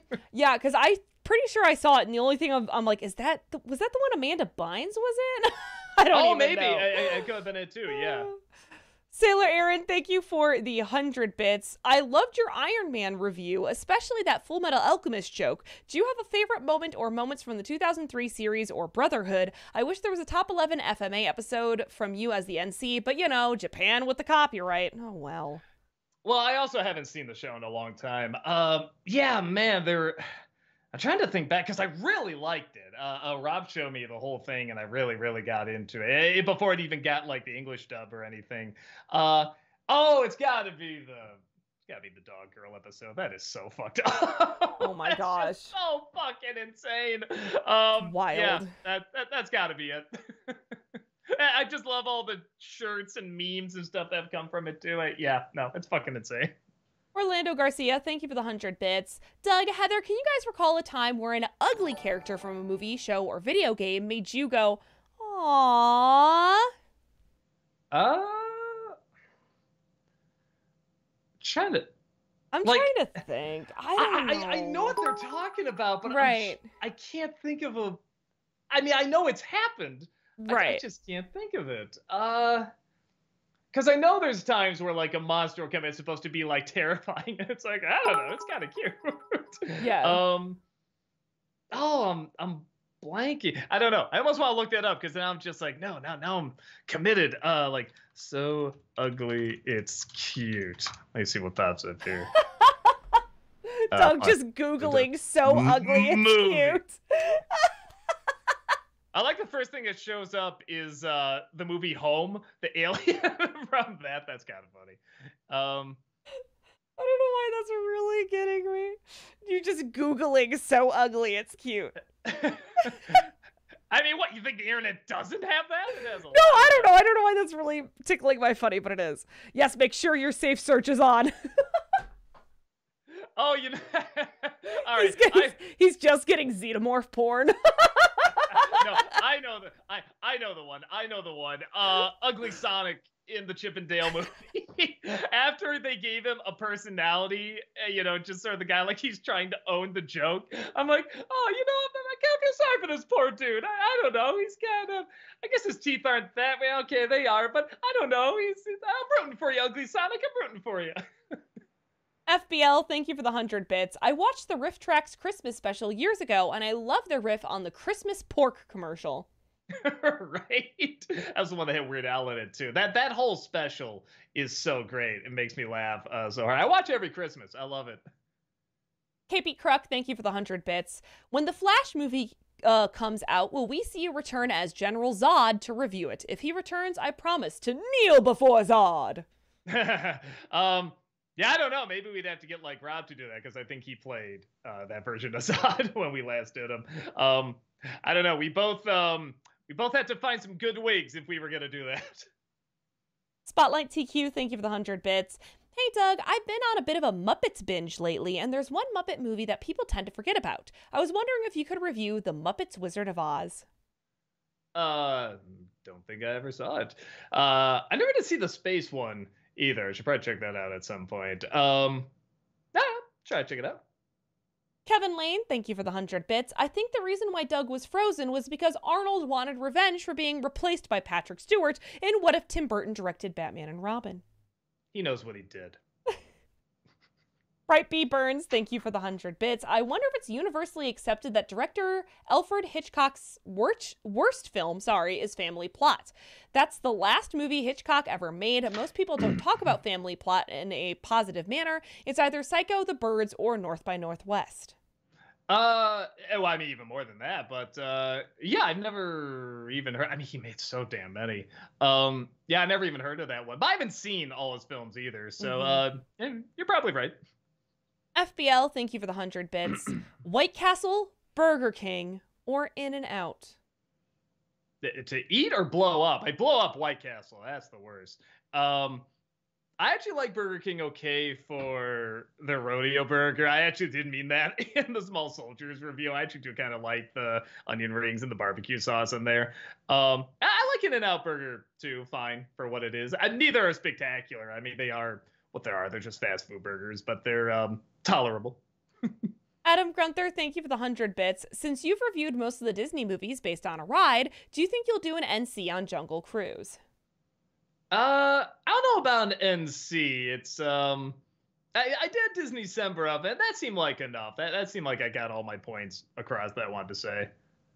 FBL, thank you for the 100 bits. I know what you mean about everybody loves Raymond, particularly Marie. I know that's the point, but I find her intolerably bitchy and so grating. Is Marie the mother? The mom, I think, right? I see. Oh, hold on. Everybody loves Raymond. No, not you. Hold on. Let's see, Marie Raymond. Let's see. Oh, now it's just some person named Marie Raymond. Oh, and she's an art. Oh, she does really good artwork. Okay, I gotta look back at that later. Anyway, let's see. Everybody. I'm pretty sure it's the mom. Yes, it is. I mean, they all kind of have that reaction for me. I think everyone's gonna have someone that just grates them, but it's a good show because everybody can recognize those people and having to deal with that. You know, you probably your own family or something like that. So it's like it's well done and it's funny. I acknowledge that they just drive me insane. Strider for Life, thank you for the 100 bits. Which actor would you like to reprise his or her role from a past movie? For me, it's Stallone for Judge Dredd, just for the lols. I don't know. I'm trying to think like what would be fun for me to play. I know the henchman that gets beat up in the Batman. I think I just have the face for it. You do. Alex loves musicals. Thank you for the 100 bits. A trailer came up on TV. They're making a TV show version of True Lies. It just looked so bad. You know, why don't you get a Blu-ray of that movie first? Like that and The Abyss don't have a Blu-ray version. Two James Cameron gorgeous looking films, and that doesn't exist. And it's so bizarre. They're both good movies. True Lies especially is just so much fun. I don't get why they do that first, and then maybe I'll watch the show. FBL, thank you for the 100 bits. Thoughts on The Spectacular Now? Well, that sounds familiar. Let me see. Spectacular Now. Oh, maybe I don't know what this is. I don't know what this is. I will try to check it out. Steffi Lynn, thank you for the 100 bits. Please answer this in your Tim Curry voice. Will there be a future NC on the Wild Thornberrys movie? You'll just have to wait in anticipation. Fantastic. FBL, thank you for the 100 bits. I meant the Emma Watson Circle movie. Okay, I know the one you're talking about. I don't think I've seen the whole thing. I think I've only seen a little. I haven't heard anything good or bad about it. It's another one of those, like, it just exists movies. So probably not. Thank you for letting me know, though. Yeah, because I'm like, there's a lot of movies called The Circle, a lot of shows even called The Circle. Kevin Lane, thank you for the 100 bits. Here's how I learned the meaning of the word hyperbole. This hyperbole was so big, it needed to be served in a government satellite dish. Well, good to know. Cool.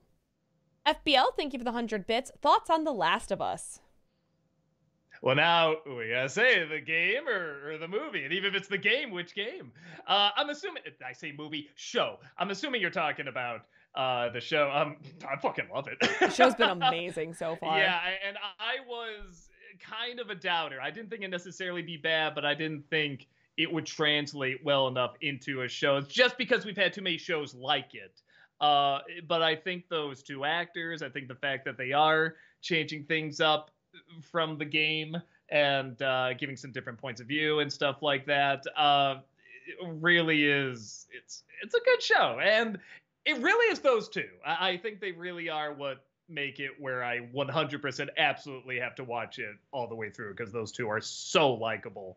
But even outside that, yeah, the atmosphere is good, the pacing is good, like everything's going at a good clip. So I was I'm very, very impressed by it so far.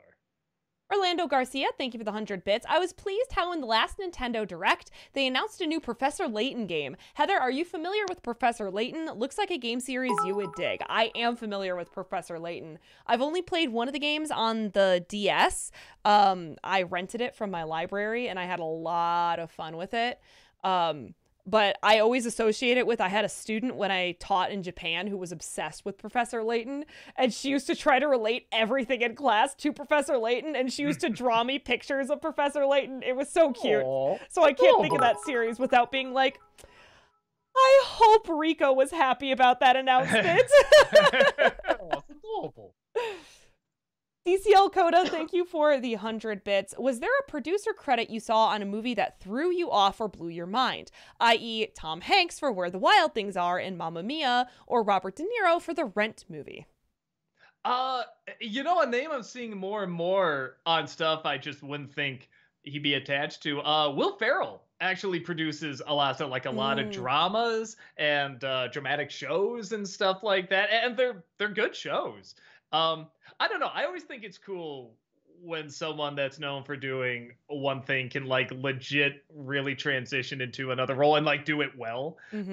So yeah, I think it's great. Like oh, wait, am I forgetting? Nick Offerman and like that was it the whiskey that he made? Like apparently he made like just this spectacular whiskey that's like crazy expensive too, and everyone like all the reviews are like, no, it's worth the price. This guy knows what he's doing, kind of thing. It's like, it's always nice to see.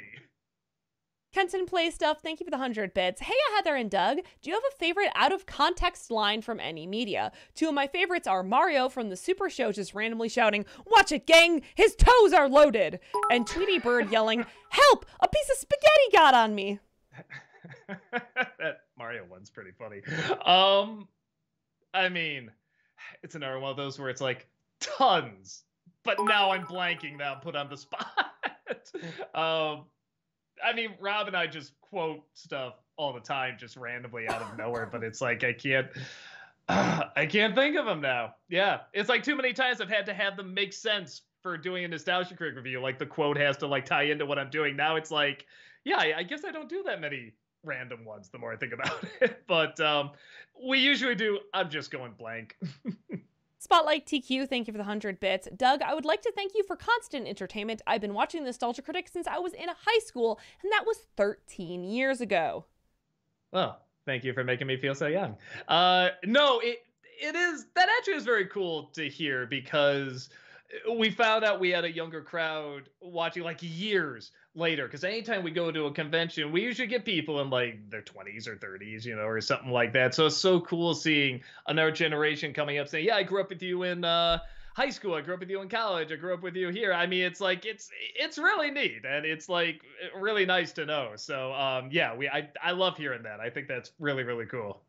Coburn, thank you for the 100 bits. I recommend playing Red Dead Redemption 2. It's a game you will never get bored from beginning to end. Well, maybe at the ending part, but it's absolutely glorious, well-made game, and you will be saying to a horse after playing it, "That's my booah."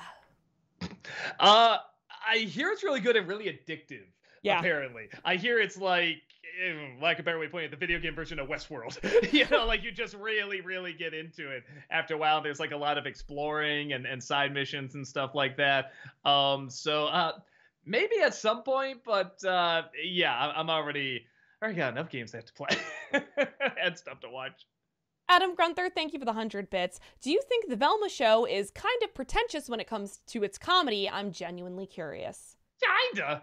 I mean, it's not even. It's like a mix of that, and so Honest Trailers just did a drive, because I only saw the first episode, like I'm sure a lot of people did, and man, just watching, they had to watch the whole show, and do an Oz trailer of it, just seeing the references that they make. I mean, like I said, they feel like 20 years old, and it's so bizarre.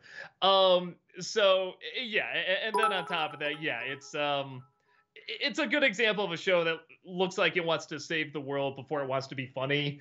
You know what I mean? And it didn't look like it was doing a good job of either, because nobody seemed to like it. So yeah, it didn't win me over, but it sounds like I'm definitely not in the minority on that. Kevin Lane, thank you for the 100 bits. It's called a BAT debit card. Also, the answer is Venezuela.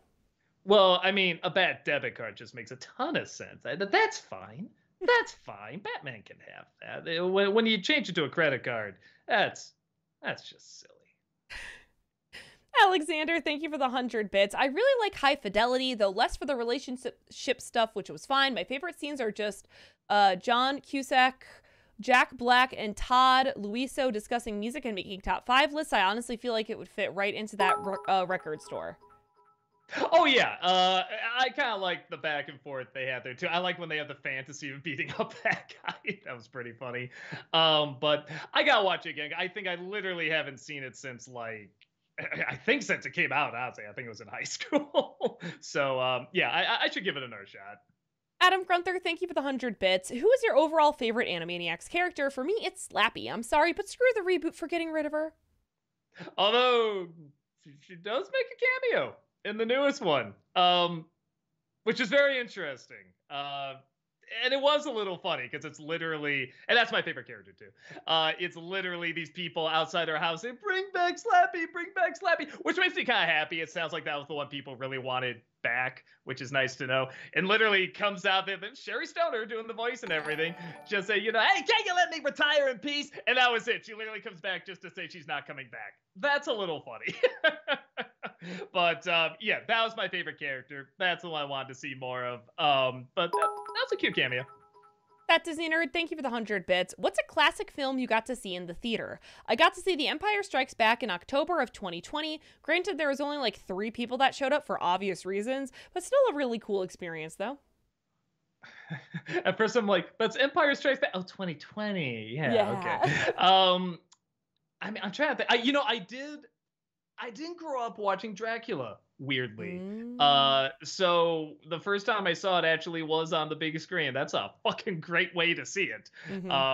And it was so nice seeing it because I'm like, wow, everybody is right about Bela Lugosi. Like, he does just command authority in every scene. He just dominates every scene he's in. Like, when he fucking looks into your eyes, you're just like, he's taking over my soul right now. And like how old is that movie? And like that performance still is like sending chills down my spine. So yeah, and again, he doesn't even have to say that much. It's just the stare. So yeah, that was a very cool way to experience that movie. Kenton Play Stuff, thank you for the 100 bits. Since we're only a few days away from the final Mario movie trailer, I can't possibly imagine what other references they could add to it. Is there anything you both would like to see referenced? I honestly want to see a live-action movie reference or a brief parody to the opening to Hotel Mario. When you mentioned that, I'm like, it would be kind of funny if they did some sort of reference to the live action movie. I feel like if they have all these other ones, they have to. There has to be like just some little wink or something. Or John Leguizamo has to play someone, right? Like a little cameo. Something, yeah. I'd be down for that. Yeah, I'm with you on that. Alex Loves Musicals, thank you for the 100 bits. For Nostalgia Ween, could you please review Scooby-Doo and the Goblin King? It's an actual Halloween special and a lot of fun. I grew up with it. I will look into it. Yeah, I don't know how many more of the Scooby-Doos I want to do. I've done a lot of them. I am a little curious to do, not curious, what's the word? I do kind of want to do Scoob a little bit because I guess people are really divided on that movie, and I find that interesting because when people explain why, I'm like, all right, like that tracks. I get that. I did like it, but when people say they don't like it, it's interesting, and then I like to sort of compare it with, well, why does that not bother me in this movie? Like, you think it would, but it doesn't. So it'd be interesting to talk about. But I will try to at least watch the Goblin King and see how that is. Adam Grunther, thank you for the 100 bits. How far are you into Wolverine and the X-Men, and are you liking it any better? It's still kind of dull. I think I'm at the episode that had Sabretooth in it. And it's not bad. It's really not. It's just another X-Men show. You know what I mean? Yeah. There's not, it doesn't seem like there's any joy to it. Like, X-Men got heavy, but they would have those fun moments. Evolution had a lot of fun moments where you got to know them, and the original had a lot of fun moments. This one just is not allowing them to have any fun at all, or at least spend much time in any fun scenarios. And I think that's what's missing, because then when they're putting the missions and everything, I want to be like, oh no, that character, whatever, Kitty, Iceman, whatever. But it's like, I don't know that much about him. It's just kind of people moping and doping and stuff like that. So I think that's probably the biggest issue. But again, it's not bad. It's just not that interesting. Adam Grunther, thank you for the 100 bits. What has been your overall maybe they mean favorite. Overall favorite episode of Hell of a Boss from what you've seen. The one that I guess is coming into my... No, you know what? There was one... They're at like a party or something, and like somebody starts singing a song, and then somebody else kind of takes it over, and then someone turns into a monologue, then someone turns it into a poem, then somebody turns it back into a song, and it was so strange. It was at some sort of like a dinner or gala or something where somebody was performing, and it just kind of changed styles in between. It was almost like a fight for having like dominance over the moment, and it was so strange, but I was just like fascinated by it. And I remember really, really liking that. Just like, what is this? Like, this is new. This is neat. I think outside of that, there's an episode where like, I think someone's daughter like goes to Hollywood or something like that, and somebody gets a sitcom, and the other's like trying to find the daughter, and they have a nice moment like looking over LA and stuff like that. That was pretty good. I do really like that show. Honestly, I wouldn't mind watching them again because it's been a while. We are going to have to pick up the pace here. Pick it up. Got it. Adam Grunther, thank you for the 100 bits. Who is your overall favorite character in Hell of a Boss? I think that Owl Prince character I really like. Orlando Garcia, thank you for the 100 bits. Last bits of the night for tonight. After watching the Happy Happy Joy Joy scene, I feel inclined to ask, Doug, when you clean up after Chaplin and Buster, do you channel Ren and say, see how I love to clean filthy cat boxes? Ah ha ha ha! No, but maybe if I do, it'll make that more fun. Kenton Play Stuff, thank you for the 100 bits. I'm recommending this again for Nostalgiaween since you were busy playing Miles Morales when I brought it up, so you probably weren't able to write it down. The weird Were-Sheep, Cannibal Sheep horde film from 2006, Black Sheep. Okay. Because you're right. I don't think I wrote that down. So I will do that. Adam Grunther, thank you for the 100 bits. Who was butchered more in Neverending Story 3, Falkor or the Rock Biter? I'm sorry. Biter. It's got to be the Rock Biter. Falco was bad, but he didn't have a song. He didn't have to sing Born to Be Wild. Bright B. Burns, thank you for the 100 bits. I'm really hoping Todd Phillips' Joker 2 has at least one great moment in it, like Joker 1. How about another joke, Murray? What do you get when you cross a mentally ill loner with a society that abandons him and treats him like trash? I'll tell you what you get. You get what you fucking deserve. Basically a moment like the one I just quoted. Yeah, I try to be funny. I'll tell you what you get. Cut to commercial. That Disney Nerd, thank you for the 100 bits. I'm gonna bust you up plum thumb, and then I'm gonna wear your clothes. This is my favorite line from Puss in Boots 2. Such a stupid line, but it's hilarious. I kind of remember. I was like, that's weird, but why do I feel like I've heard it before? It's like, that's why. Okay. That's why. And I didn't know the context, so I was like, yeah, at first I'm like, oh, no. Wiccan, thank you for the 100 bits. Really enjoyed today's video. Can't wait for you to review my favorite Pirates movie, Dead Man's Chest, next week and talk about one of the best villains in cinema history, Davy Jones. Yeah, he's a lot, but the effect on him is still really good. Like, he legit holds up. Kenton Play Stuff, thank you for the 100 bits. If you've seen the Happy Time Murders film, what are your thoughts about it? I've only seen it once because someone uploaded it on YouTube, lol, and I feel like Jim Henson would be rolling in his grave, especially since his son, Brian Henson, directed it. Well, now he'll be rolling in his grave. I heard it's bad. I didn't even try. I was a little curious when I saw the trailer, like, well, can they make this work? And everyone's like, no, it doesn't. So I trust him. Alexander, thank you for the 100 bits. Hi, Doug. Have you gotten around to watching the second season of Only Murders in the Building yet? I mean, in my opinion, it's better than the first. The comedy is great. Every cast member is incredibly charming, and the storyline throws you for a few more loops this time around. Highly recommend it. Still haven't got around to it, man. So I saw the first episode, but I didn't get to the rest of it. I'm sorry. It'll probably be a bit before I do. Kevin Lane, thank you for the 100 bits. I remember that episode of the Magic School Bus. The sight of Arnold's head didn't really scare me. His entire head was merely frozen in ice, so it was like something out of the Batman the Animated Series. Okay, well, even that could be a little creepy. Kenton Play Stuff, thank you for the 100 bits. Despite how weird it is there an episode or a moment from the Super Mario Bros. Super Show you really like or you find hilarious? I recently watched the episode where Peach is turned into a baby and it has Bowser in his most ridiculous getup ever, dressed as a giant baby and called Kugu Kaga Koopa. I don't think I've ever laughed so hard in a while. You know, it sounds silly, but I think it was Mario 3, the show where the Koopa kids just, put like red paint and blue paint on like the little mushroom people. and then they try to turn them against each other. Like one will dress up like blue and one will dress up like red and do something bad. Look how the blue mushrooms always do that, and then dress up like red will do say, look how the red mushrooms always do, and they turn them against each other. And that, like, when I was a kid, that was like my first intro of like, oh wow, so like this is actually kind of easy to do. You can manipulate people against each other over something as silly as like just color their clothes and stuff like that. So that like really, fucking Mario 3, like who even whatever, nobody even gives a second thought. But I remember watching that, like, that's actually kind of intriguing to whatever, my 6-year-old mind. Right, B. Burns, thank you for the 100 bits. Doug, I wanted you to talk about Kevin Conroy for a minute and what his career and passing means to you. Because the DC Animated Universe and the Rocksteady Batman Arkham Trilogy are god-tier entertainment. I'll always miss you, Kevin Conroy. You were my Batman. Oh, yeah. What can you even say? He did everything. He did Bruce Wayne amazing. He did Batman amazing. It's still the voice I hear when I read a Batman comic. I feel like there's no higher praise you can give someone than that. I mean, he is the voice of an icon.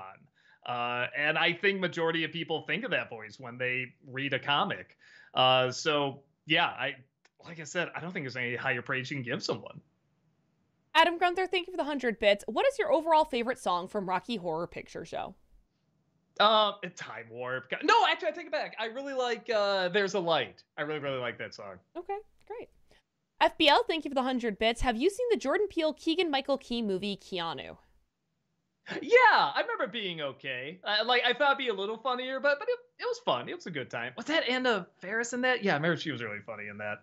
Alexander, thank you for the 100 bits. Believe it or not, the Cat in the Hat movie is actually where I learned the S word. I forget how old I was, but I actually blurted out the acronym for the Super Hydraulic Instantaneous Transporter while my mom was in the room. Lol. Yeah, Dr. Seuss always teaching you new words. So bad. Hard-boiled one, thank you for the 100 bits. Hello, Doug and Heather. For Disney Semper, have you ever heard of the tabletop game Villainous? In the game, you play as Disney villain and compete with other villains in order to have your evil plot succeed. First, it is beautiful artwork and is aimed towards Disney more than Disney's more older audience. 21 villains are now playable, including favorites like Maleficent, Ursula, Gaston, and Jafar, but also obscure picks like Madame Mim, Ratigan, and the Horned King. More characters are added every year. Whew! That's quite the ad you got there. You're a Disney spy, aren't you? No, I have not played it. Sounds cool, though. Yeah, I've played it before. It's a good game. It's a fun game. Kenton Play Stuff, thank you for the 100 bits. By any chance, have you ever seen Tom Hanks' movie, The Thing You Do? It's one of mine and my older sister's favorite movies, and I feel like it deserves to be talked about more, maybe even worth a Nostalgia Critic review? Like years ago. I remember being okay. I don't have a passion for. I still remember the song. The song's catchy as hell. That's a really good song. But yeah, I remember the movie just being okay. I don't think I'd have too much to say about it. Adam Gunther, thank you for the 100 bits. Who is your favorite Rat Race character besides Seth Green and the brothers? For me, it's Amy Smart as the helicopter pilot who goes insane and kills her boyfriend after he cheats on her. That is pretty funny. Cuba Gooding's pretty funny. I really like Whoopi and her daughter too. You know, they just meet and then suddenly they're in this race and she has to get used to like her old lady ways. Yeah, they're all pretty funny. But yeah, I guess those two.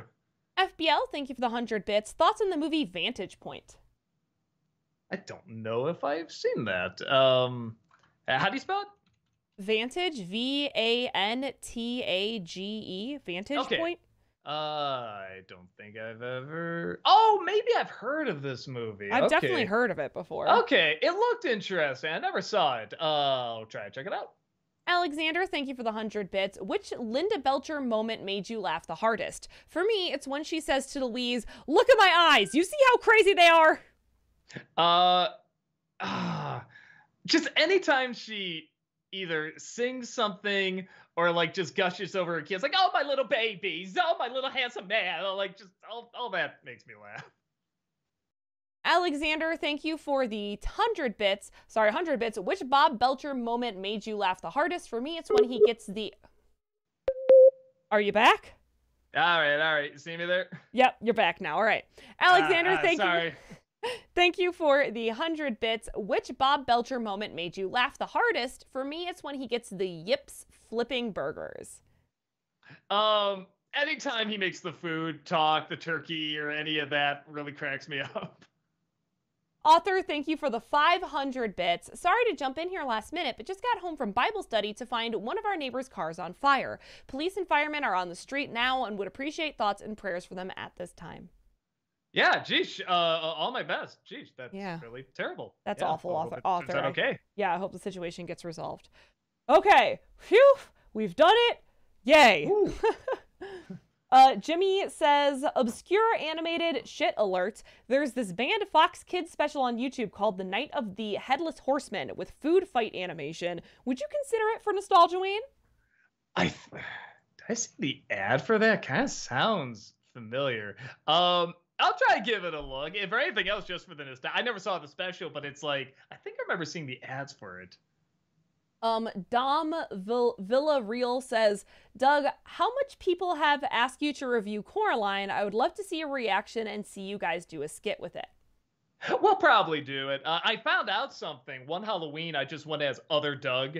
I just put some buttons on my eyes and had like little veins on me, and that was it. But like, the buttons are so easy to where you just put a little spear gum like on under your eyebrows. You hook up the buttons, and then the little 4 holes in them are so close together you can see through them perfectly. And it scares the shit out of everybody.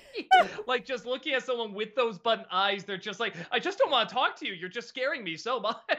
And it's such a simple, like, effect to do. You just hook them together, boom, done. Easiest Halloween costume ever. So, yeah, we might do that.